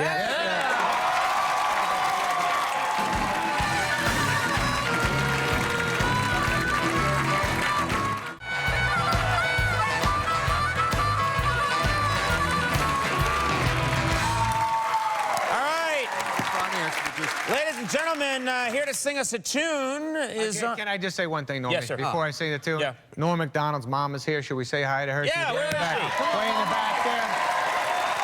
Oh! There she is! Hey! Norm got her last row. Yeah, that's right. All right. And I just want to point out, she's been at every taping of my show for 23 years. Always sits right in the back so she can get out of here. We get her the best seat. Beat the traffic. That's right. You're gonna sing us a little tune. I'll sing a song. Who wants everybody.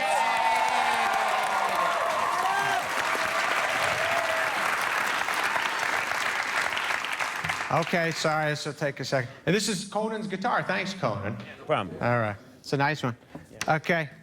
It's kind of I don't know. It gets heavy. I hope you can handle it. Okay.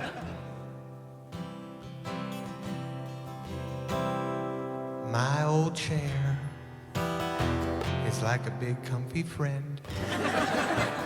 It's soft and it's fuzzy with a brownish orangey blend. But the padding is gone and I'm sorry to say I think it's time for me to throw my chair away. Oh no.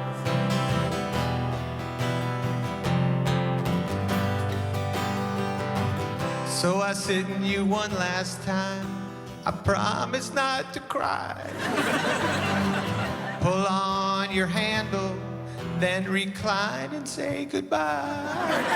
So I put you out on the curb, and I wish you good luck. Then I see a guy with a mullet drive by and put you in the back of his truck. And I hope that he'll be good to you, do the things that I couldn't do, and I hope he gives you more than me. I hope that he's good company. But when I climb into my bed and I turn out the light, I'll be wondering who's farting in your cushion tonight.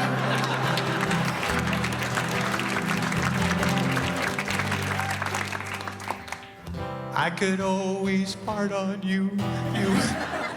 Sorry. I could always fart on you. You were always in the mood.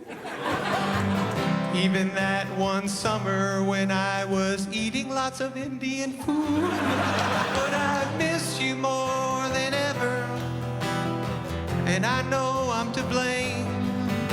I guess I can fart on the couch now, but baby, it's just not the same. And I miss you, baby, oh so much. Your giant buttons and your velvet touch, and I miss you more than anything. The ball pokey of your broken spring. If loving a chair is wrong, I don't want to be right. So I'm wondering who's farting in your cushion tonight.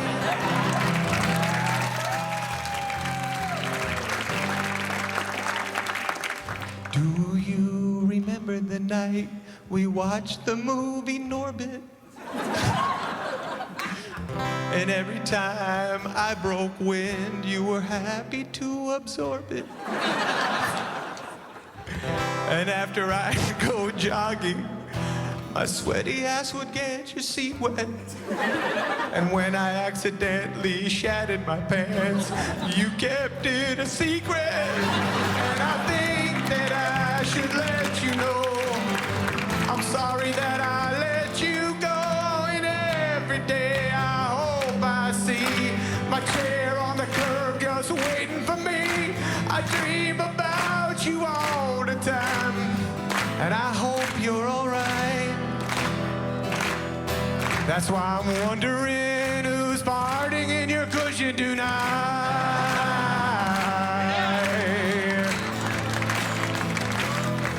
'Cause I wish it was me who was farting in your cushion.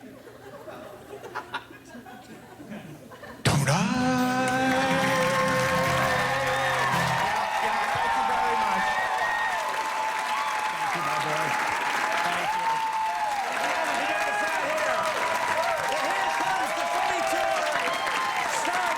December 2nd. These guys will all be in Los Angeles December 6th at the Microsoft Theater. Adam Sandler, David Spade, Nick Swartzen, Norm Macdonald, Rob Schneider, Norm Macdonald's mom! Well, there she is right there. She tried to leave without paying.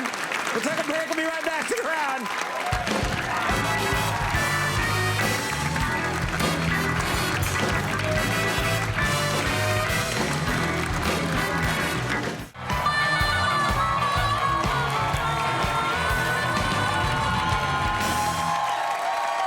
Cool. Ladies and gentlemen, my next guests are fronted by Daveed Diggs, the Tony and Grammy award-winning actor from the smash Broadway hit Hamilton. They're here tonight with a song from their album Splendor and Misery. Please welcome Clipping.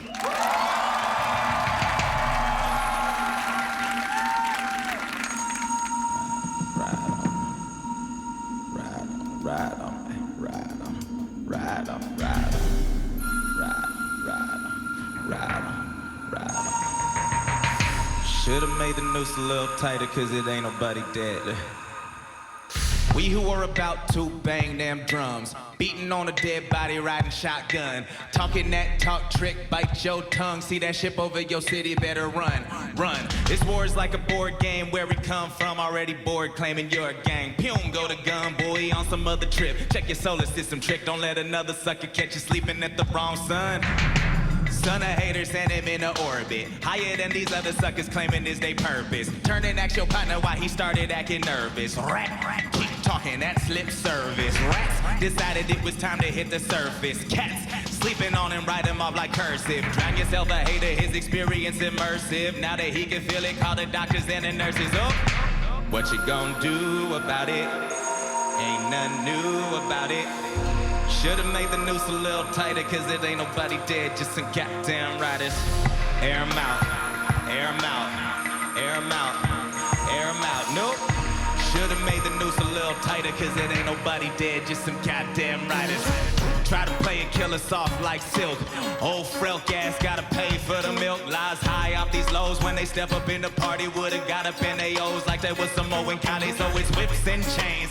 That's their game like it was in both. Back when a Mac would slang with his partners, try to make himself a name in the traps. All the way from Banjagara to the Kefa Hoochie track. Snatch a hoochie with a smile, tap her front of back. Somebody try to stop you, tell that decker back, back, back, back, back, back. Stack racks, invisible. 5 deep strap, hanging out a black dirigible. Player, this is critical. Masses, massive, mass murderer, mastiff. Barking at the moon that done been walked on. Hit the kill switch and you still moving backwards when they choke you with that real trick. What you gonna do about it? Ain't nothing new about it. Should've made the noose a little tighter, cause it ain't nobody dead, just some goddamn riders.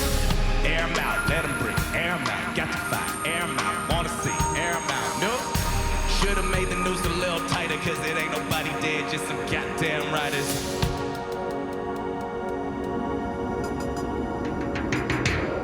Come up off your smooth talk, player this raspy. You're stuck on Morse code, player this ASCII. Your birthright make you scared to get nasty. The key word is Kemmer, that's what your ass need. Anybody bugging, get it in the mandible.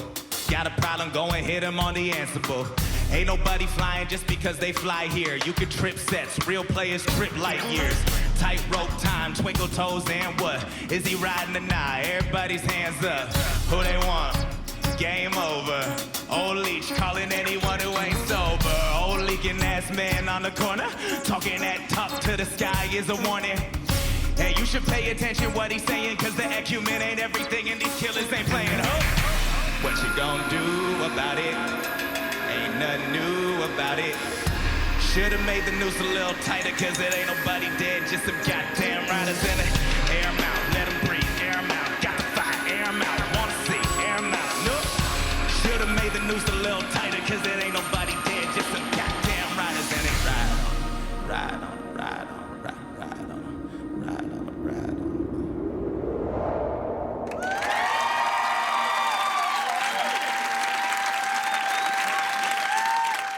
That's our show. Good night, everybody.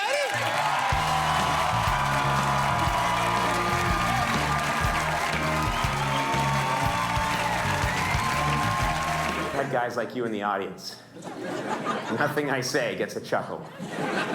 Want to hear a joke? I had a German girlfriend, and she liked to rate my sexual performance on a scale of 1 to 10.